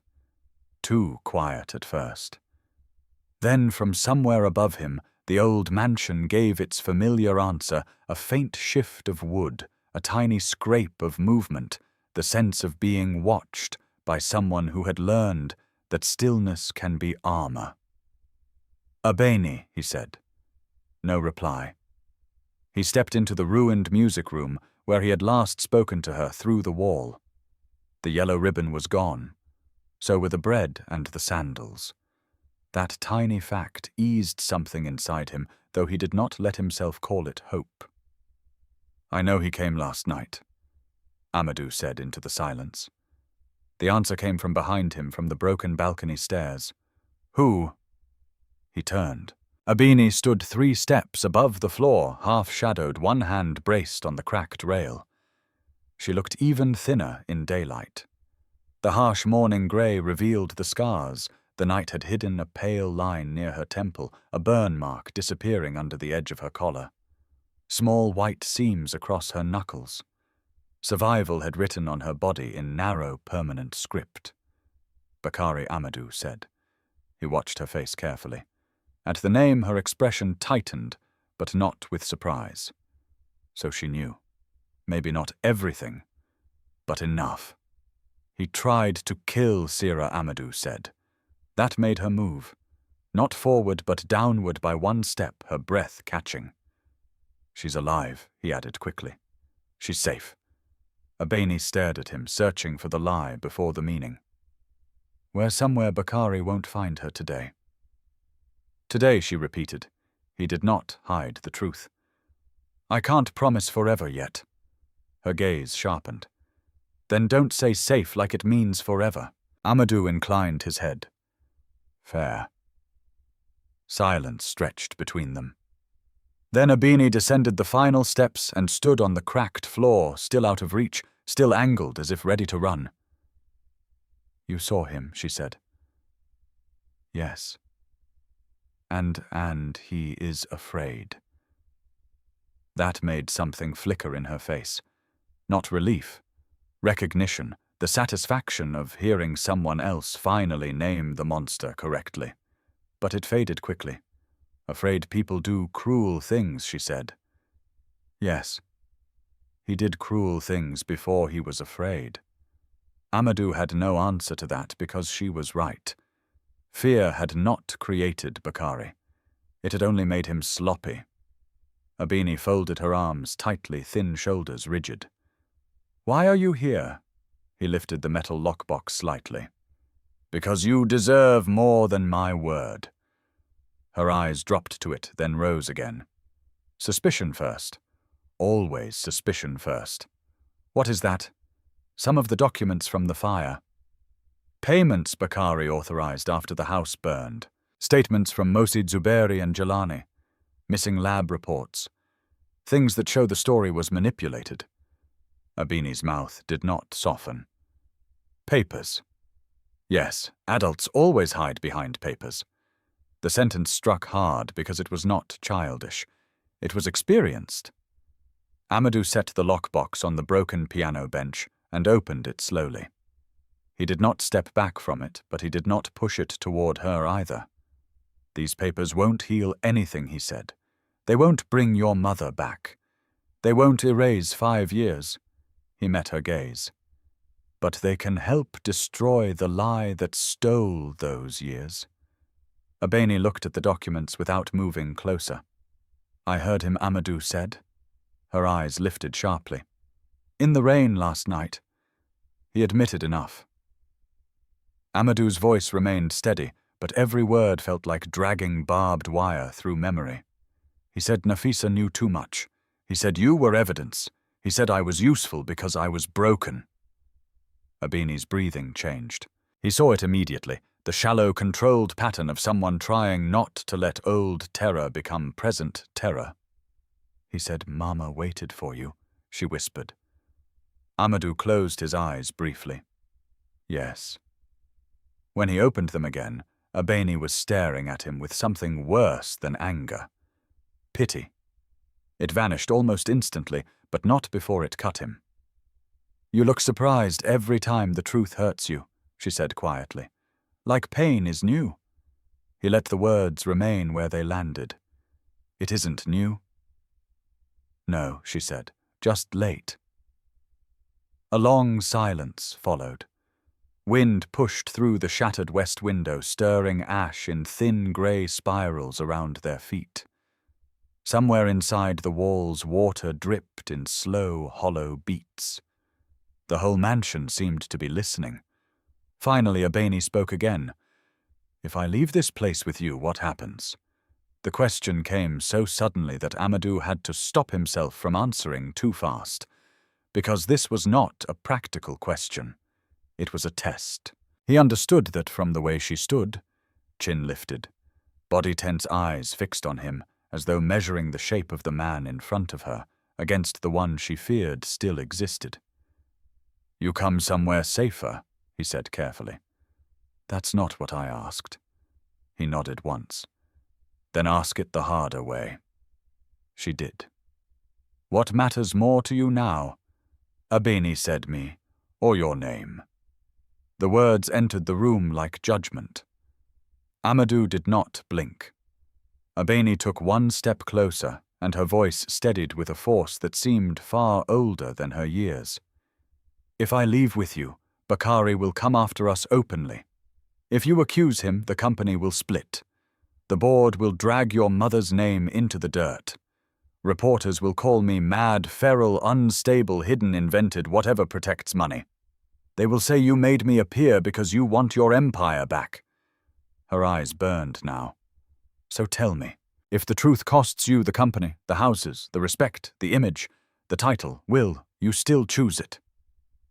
Amadou said nothing at first, not because he did not know, because he knew exactly what she was asking and exactly what it would expose if he lied. For years he had told himself that his work, his expansions, his relentless chasing of influence had all been for his family. Security, legacy, protection, opportunity. Those beautiful words wealthy men use when they mean control. But if it had truly all been for them, why had Nafisa needed Sira more than she needed him on the worst night of her life? Why had Abeni learned the creaks of a ruined house better than the sound of his footsteps coming for her? He looked around the destroyed room. The piano, the blackened walls, the broken ceiling open to the sky, a kingdom of ash built on old blindness. Then he looked back at his daughter. "You are not asking whether I love you," he said. "No, you are asking whether I can lose." Her eyes did not move from his. "Yes." Amadou let out a slow breath. "Then hear me clearly." He stepped away from the lockbox, away from the papers, away from every prop that might make this answer look rehearsed. "If telling the truth destroys every false thing built around my life, let it burn. If protecting you means losing the company, I lose it. If justice for your mother means my reputation is dragged through every street in this country, let them drag it. If I must stand in front of cameras and say that I was blind, arrogant, absent, and too late, then that is what I will say." Abeni's expression did not soften, so he kept going. "I cannot offer you an untarnished father," he said. "That man does not exist. Maybe he never did. But I can offer you this: I will not choose power over you again, even if power is the only language I ever learned to speak well." The mansion fell silent around them. Abeni lowered her eyes for the first time. When she raised them again, there was no forgiveness in them, but there was evaluation, and that Amadou realized was closer to grace than he deserved. "Words," she said at last. "Yes." She nodded once, as if confirming a private conclusion. Then she reached into the pocket sewn crudely inside her skirt and pulled out a small object wrapped in cloth. She did not hand it to him. Not yet. "My mother made me hide this," she said. Amadou's entire body went still. "What is it, a key?" He stared at the cloth bundle. A key to what Abeni looked past him toward the eastern wing, where the worst of the fire damage still scarred the upper floors. "There's a room," she said. "One nobody checked after the fire because the door jammed when the ceiling collapsed. Mama said if anything happened, and if I ever had to decide whether you were still my father, I should see whether you would give up everything before I showed you how to open it." Amadou's heartbeat became a blunt hammer in his chest. The room. Another hidden piece. Another sealed truth. Another test placed not by Bakari this time, but by Nafisa from inside fear, from inside foresight, from the edge of catastrophe. Abeni closed her fingers around the wrapped key again. "You don't get this because you found me," she said. "And you don't get it because you hate Bakari." Her voice trembled once, then steadied. "You get it if you mean what you said." Amadou held her gaze. "I do." Abeni was silent for so long that he thought she might retreat again into the walls. Instead, she took one slow step forward, then another. And when she finally placed the wrapped key in his open palm, her fingers touched his skin for the first time in 5 years. Only for a second. But it was enough to feel that her hand was real, warm, shaking, alive. "Kneel," she said. He blinked. What? Her face did not change. Kneel and swear it to me. Not like a billionaire, not like a man speaking to the press. Like my father. Amadou went down onto one knee in the ash without hesitation. Abeni looked down at him, thin and fierce, and wounded beyond language. Swear, she said. He lifted his face to hers. I swear on everything that remains of me. He said that I will choose you over the empire built around my name. I will choose the truth over comfort.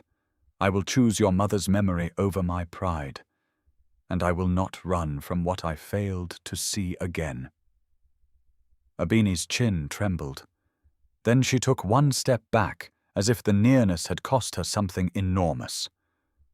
Good, she whispered, and for the first time Amadou understood that this was not reconciliation. It was entry, a narrow, fragile doorway into a trust that could still collapse if he stepped wrong. He rose slowly, the wrapped key burning in his hand like a promise and a judgment. Above them the ruined east wing waited, and behind whatever that locked room contained, the final shape of the night was beginning to breathe.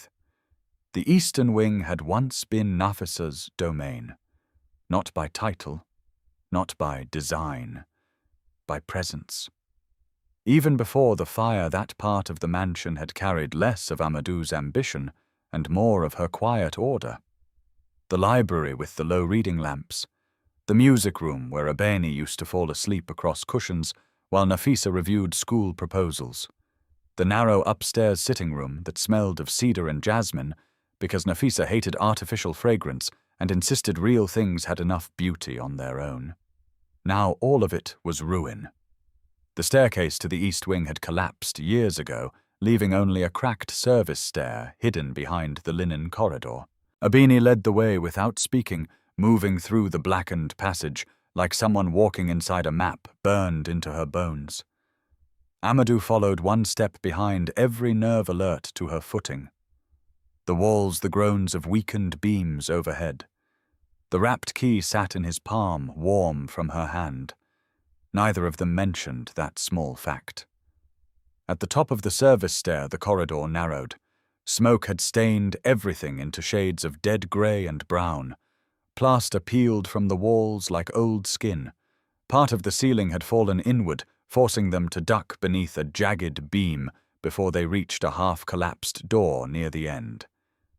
Abeni stopped. "This is it," she said. The door looked fused to the frame. Heat had warped the metal latch and a fallen cabinet blocked part of the opening. To anyone glancing through after the fire, it would have looked inaccessible, useless, empty. A perfect place to hide something.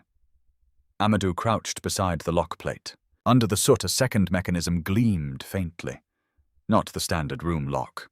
A concealed safe latch built into the frame itself. He looked up at Abeni. Nafisa had this installed. Abeni nodded. After the threats started, Amadou's chest tightened. She never told me. No, Abeni said quietly. She stopped telling you many things when she realized you heard danger only after men like Bakari gave it a business suit. He absorbed the blow without flinching, because it was deserved. He unwrapped the key. It was small, old-fashioned brass with a tiny notch cut in an unusual pattern. Nafisa had chosen something almost quaint to protect something that had clearly terrified her. Amadou inserted it into the hidden slot. For a moment, nothing happened. Then there was a deep metallic click inside the wall. The warped latch loosened. He and Abeni worked together in silence to shift the burned cabinet away from the door.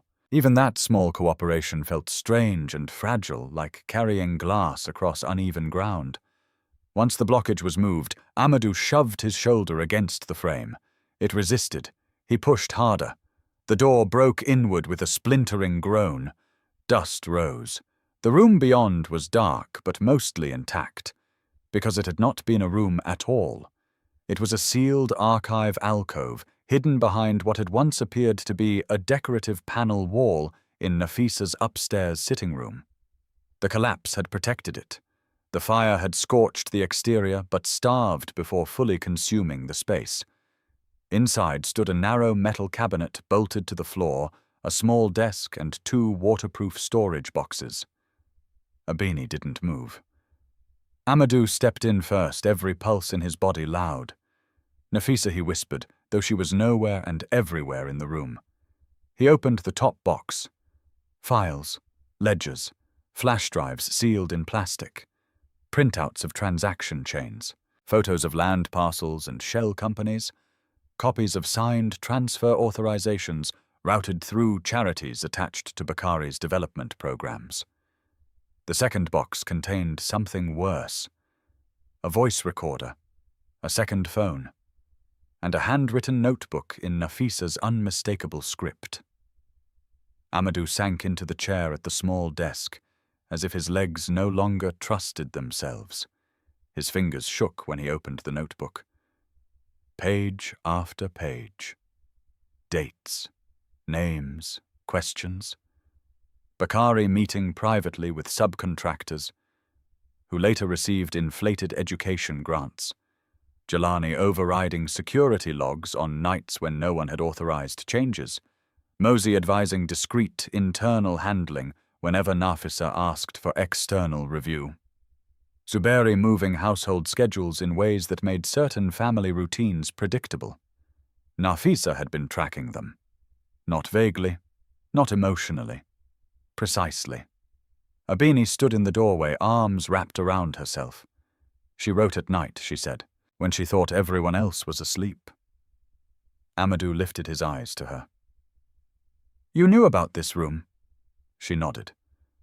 "Not all of it. Just that Mama said if the house ever became dangerous, truth would have to hide where pride never looked." His gaze drifted across the cabinet, the desk, the scorched but surviving files. Pride never looked. God. He opened the recorder. There were labeled audio files. He scrolled to the most recent one before the fire. Then he pressed play. Static crackled. A chair moved. Someone breathed close to the device. Then Nafisa's voice. Clear, controlled, tired. "If anything happens to me, this is not an accident." Amadou shut his eyes. The recording continued. "I am making this because I have reached the point where silence is no longer caution. It is surrender." Paper rustled. "I believe Bakari Kebe has diverted foundation funds through shell contractors tied to land purchases in the northern corridor. I also believe Mosey Diarra has assisted in structuring these transfers, and that Jelani Soe has altered internal surveillance schedules at least twice to conceal off-book meetings inside this house."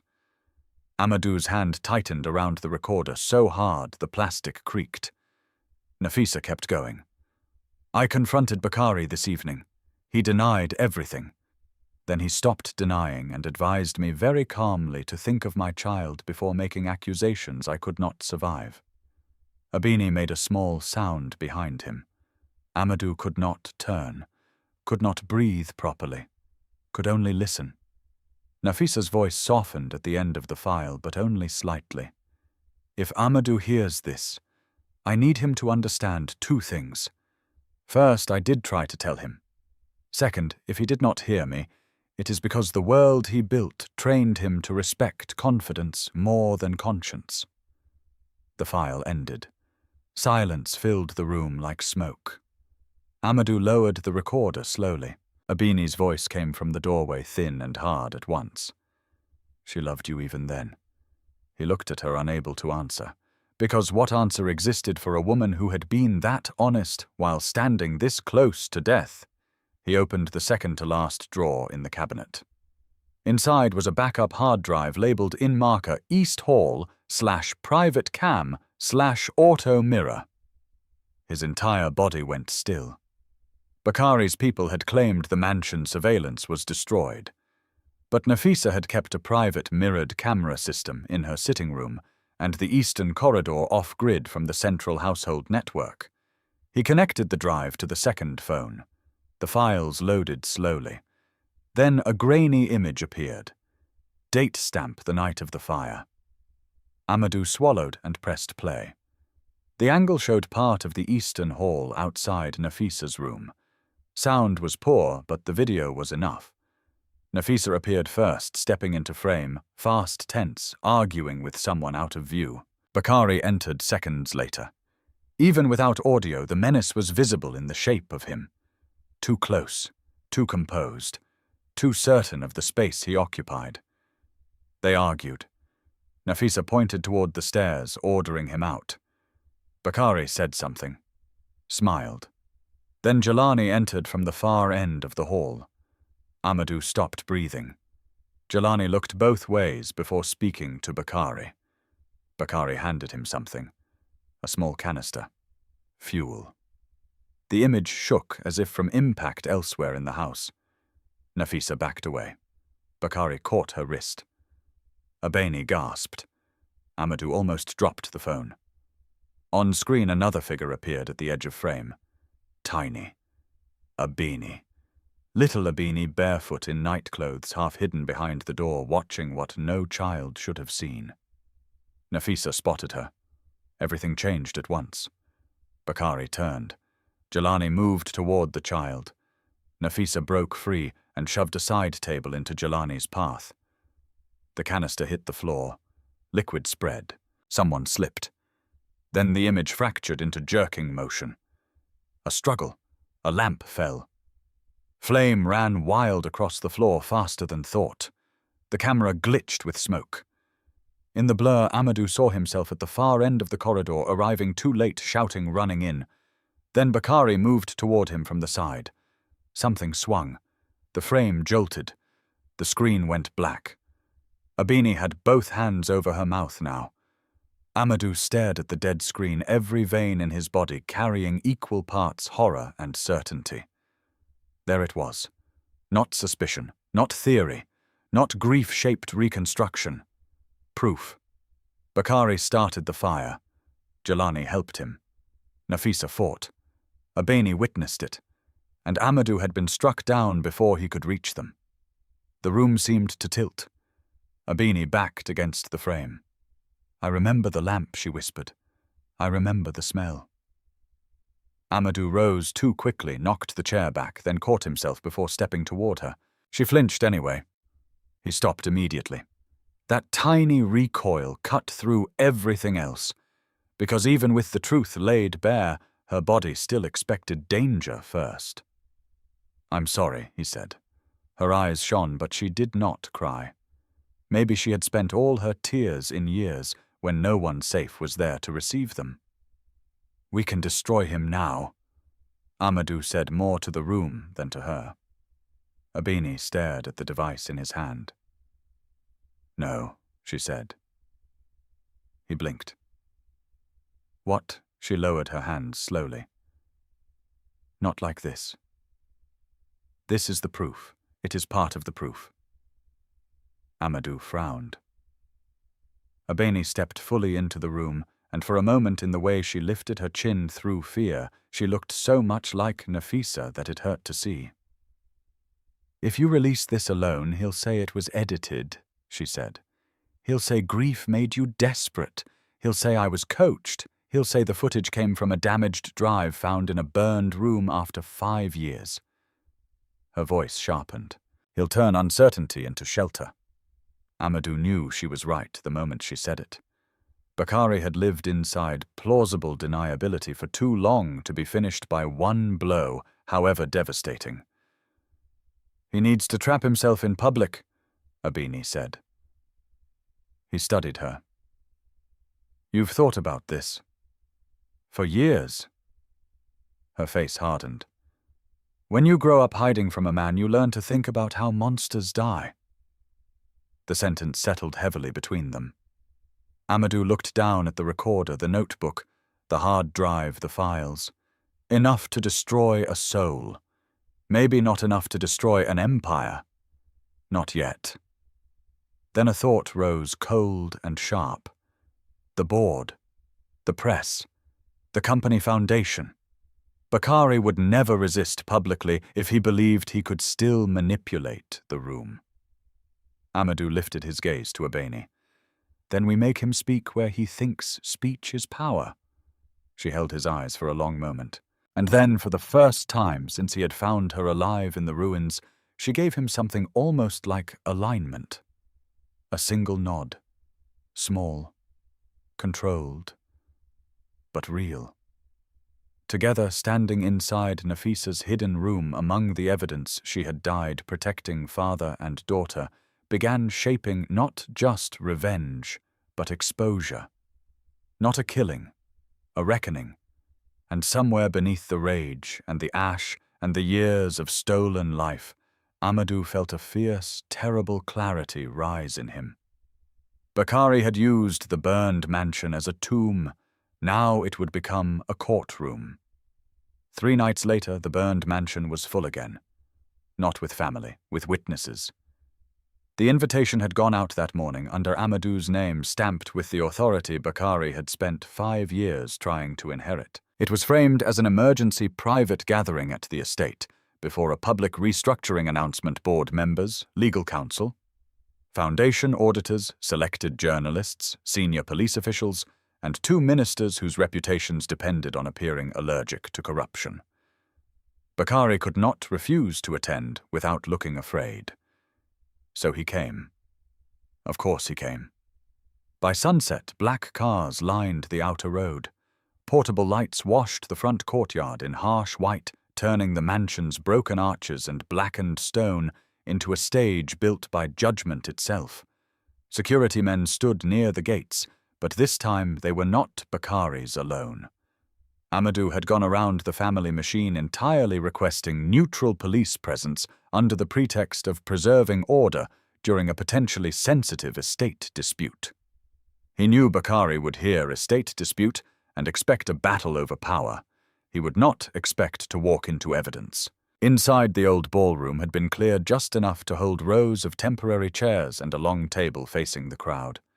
The roof was still open in places. Night showed through above like torn velvet. Wind moved through the burned beams. Every so often, ash shifted somewhere deep in the walls, as if the house itself were breathing in anticipation. Amadou stood near the front, dressed plainly in a dark suit with no tie. No performance, no jewelry, no attempt to look invincible. He did not want grandeur tonight. He wanted credibility. At his side stood Sira, wrapped in a clean white shawl, her spine still bent but her gaze steady. On his other side, not touching him, but not hidden anymore, stood Abeni. A quiet shock rippled through the room every time a new arrival truly looked at her. Some people turned pale. Some whispered instantly.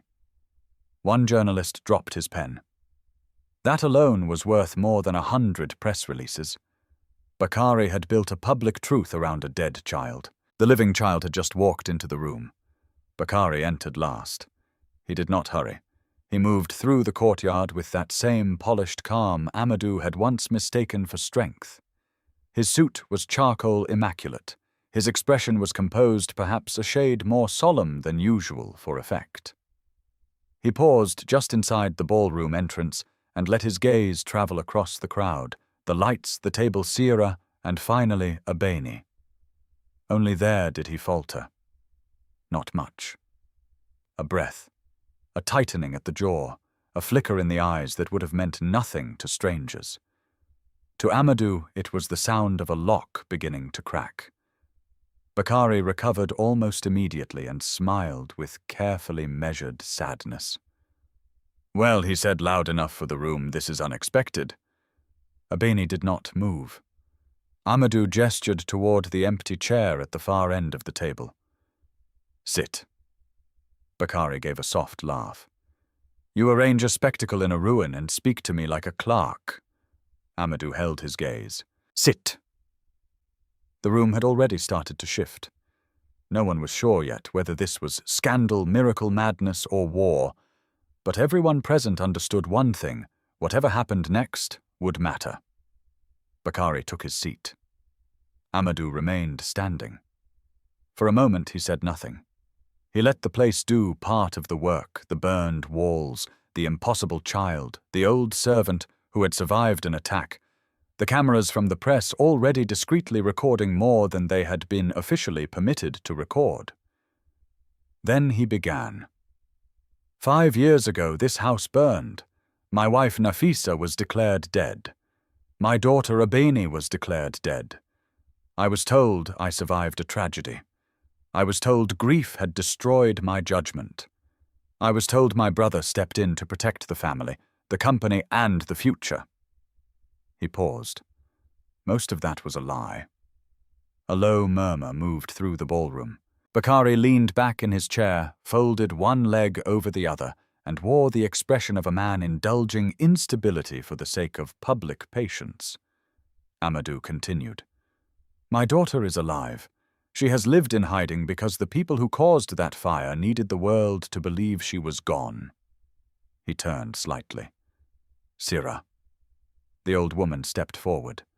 Her voice shook only in the first sentence. Then it became iron. She described the smell of fuel before the flames. Zuberi dismissing staff too early. Jelani standing near the staircase doing nothing to rescue anyone. Nafisa alive after the fire began. Abeni being pulled from the smoke. Bakari arriving too quickly, watching too closely, already controlling the shape of the aftermath. By the time she finished, the room was silent. One of the auditors was no longer pretending to take neutral notes. He was writing furiously. A senior officer exchanged a look with the minister beside him. Bakari lifted a hand as if correcting a tedious misunderstanding. A traumatized domestic worker repeating fragmented memory after an attack is not evidence. It is sorrow, and sorrow can be directed. Amadou nodded once as though conceding the point. Yes, he said. So let's move beyond memory. He opened the first file box. Transfer records. He handed copies down the table to the auditor's police and journalists. Payments authorized under temporary estate authority in the days after the fire. Mosi Diarra, Zuberin Dao, Jelani Sow. All paid unusually large sums. All connected to the official narrative that closed the case quickly and buried uncertainty. Bakari barely glanced at the documents. Transition compensation during a family emergency, hardly criminal. Amadou opened the second box. Forensic gaps, he said. No complete DNA confirmation for Abeni. A death declared from presumption, not certainty. That struck the room harder. A journalist spoke before he could stop himself. Are you saying the child's death was signed off without confirmation? I'm saying Amadou replied that a conclusion was treated as fact because facts would have been inconvenient. Bakari's eyes narrowed, but he still seemed composed. Even if procedural mistakes were made, mistakes are not murder. Agreed, Amadou said. Then he placed the voice recorder on the table. The sound of Nafisa's recorded voice entering that ruined ballroom changed the air entirely. If anything happens to me, this is not an accident. No one moved. Nafisa named Bakari, named the diverted funds, named Mosi, named Jelani, spoke of threats, spoke of Amadou's blindness not with hatred but with painful precision. By the end of the recording, even some of Bakari's own allies looked less certain of where to rest their faces. Bakari smiled thinly when it ended. A dead woman's private fears, he said. Painful, not definitive. He was still playing the same game. Challenge certainty. Weaponize ambiguity. Stay elegant. Never defend too much. Never panic in public. Amadou had expected that. So had Abeni. He turned toward her. The room followed. For a split second, Amadou saw fear flicker across her face, not because she was weak, but because this was the moment where hiding ended forever. After tonight, she would never again be only a rumor in the ruins. The world would know her name, her face, her survival. He did not speak for her. He let her choose. Abeni stepped forward on her own. When she spoke, her voice was not loud. It did not need to be. "I saw you," she said to Bakari. Something in the room tightened. Bakari looked at her with almost tender sadness. "Abeni, you were a child in smoke and terror. Whoever has coached you?" "No." Her voice sharpened. "I saw you." She did not cry. She did not waver. "I saw you in the Eastern Hall. Mama told you to leave." Jelani came. "You gave him the fuel." "I saw Mama push him. I saw the lamp fall. I saw my father run in. I saw you hit him from the side before the smoke swallowed everything." Bakari's composure shifted, not broken, but strained now. "You've built a fascinating memory from trauma," he said coolly. "Impressive." Abeni stared at him. Then Amadou placed the phone and drive on the table. "Good," he said. "Then let's test memory against footage." The video played on the screen mounted for the gathering. Grainy, shaking, imperfect. More than enough. Nafisa confronting Bakari, Jelani entering. The canister. The spill. The struggle. Little Abeni at the edge of the frame. Amadou arriving. Bakari striking him. Even before the screen went black, the room had broken. Gasps. Chairs scraping. One journalist standing outright. A police official already reaching for his phone. Bakari rose too fast this time. No measured elegance now. No patient smile.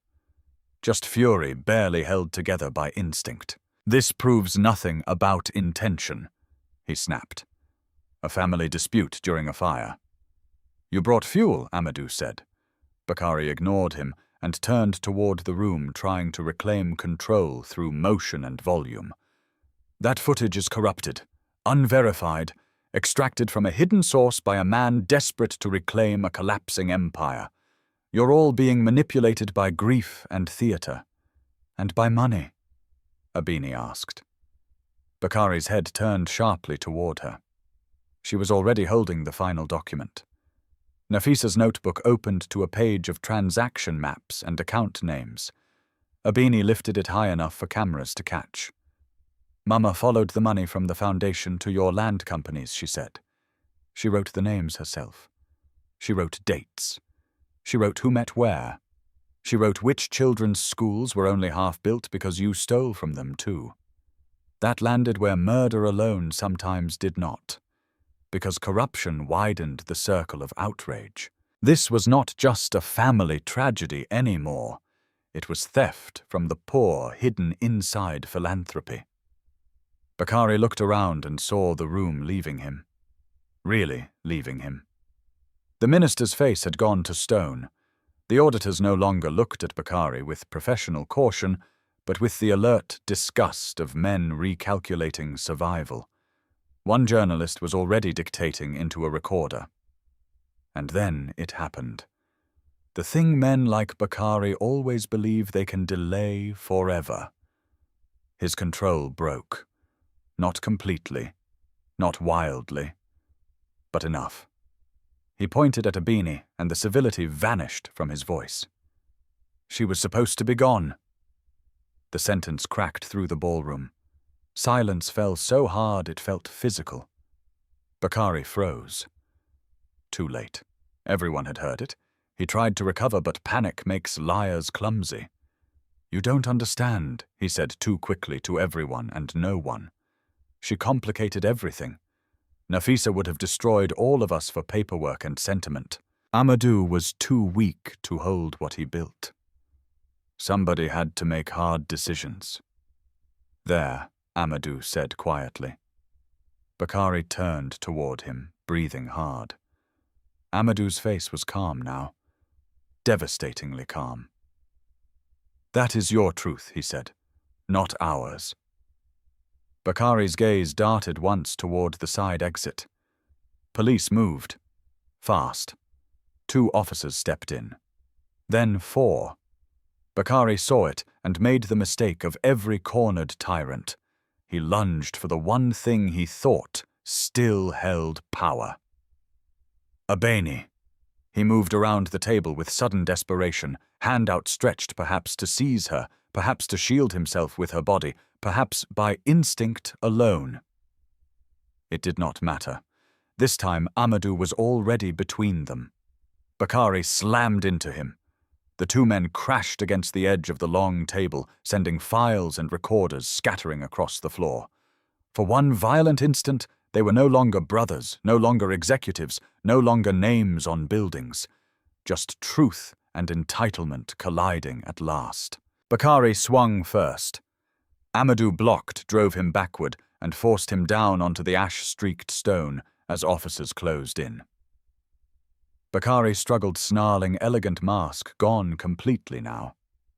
"You think this ends with me?" he spat. "Men like me built everything you stand on." Amadou held him there until the handcuffs clicked. "No," he said.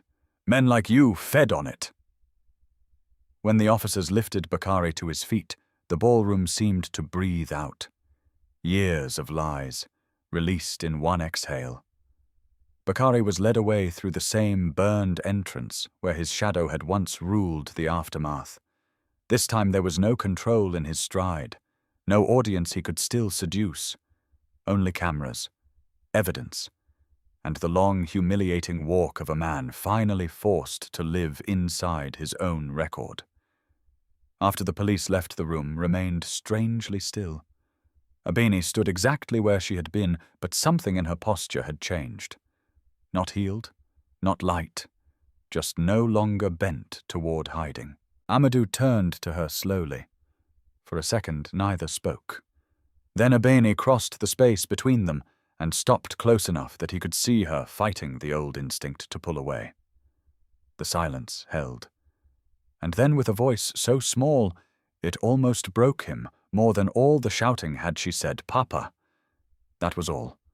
One word. But it carried 5 buried years inside it. Amadou shut his eyes briefly as if the sound itself might undo him, then opened them again and let himself answer with nothing theatrical, nothing polished, nothing for the room. Only truth. "I'm here." Abeni did not throw herself into his arms. This was not that kind of ending. Instead, she stepped forward once carefully and rested her forehead against his chest. Tentative, real, alive. Amadou held her with unbearable gentleness, as if not even healing should be rushed. Around them, the ruined mansion stood open to the night. It had witnessed ambition, betrayal, fire, manipulation, grief, and nearly the burial of truth. Now it witnessed something else. Not triumph, not erasure, something rarer. The first honest beginning after ruin. And in that broken place before the eyes of the living and the memory of the dead, Amadou understood that justice was not the opposite of love. Sometimes when love had been violated deeply enough, justice was the only shape love could take. Some wounds do not begin with fire. They begin with silence. This story reminds us that the most dangerous betrayals are often not committed by strangers, but by those who stand close enough to be trusted. Wealth can build walls, titles can command respect, and power can shape public truth. But none of those things can protect a family. When honesty is ignored, love is delayed, and pride is allowed to speak louder than conscience. Amadou did not lose everything in a single night. He began losing his family long before the flames, in the small moments when work became more urgent than listening, when success looked more important than presence, and when trust was assumed instead of nurtured. Yet the story also gives us hope. Even after terrible pain, truth can still return. A broken bond can still begin to heal. A father can still kneel. A daughter can still choose to believe again. And from the ashes of lies, something gentler and stronger can rise, not the life that existed before, but a more honest one. In the end, love is not proven by what we promise when life is easy. It is proven by what we are willing to lose in order to protect what truly matters. If this story moved you, share your thoughts in the comments. What part touched your heart the most, and what lesson stayed with you? And if you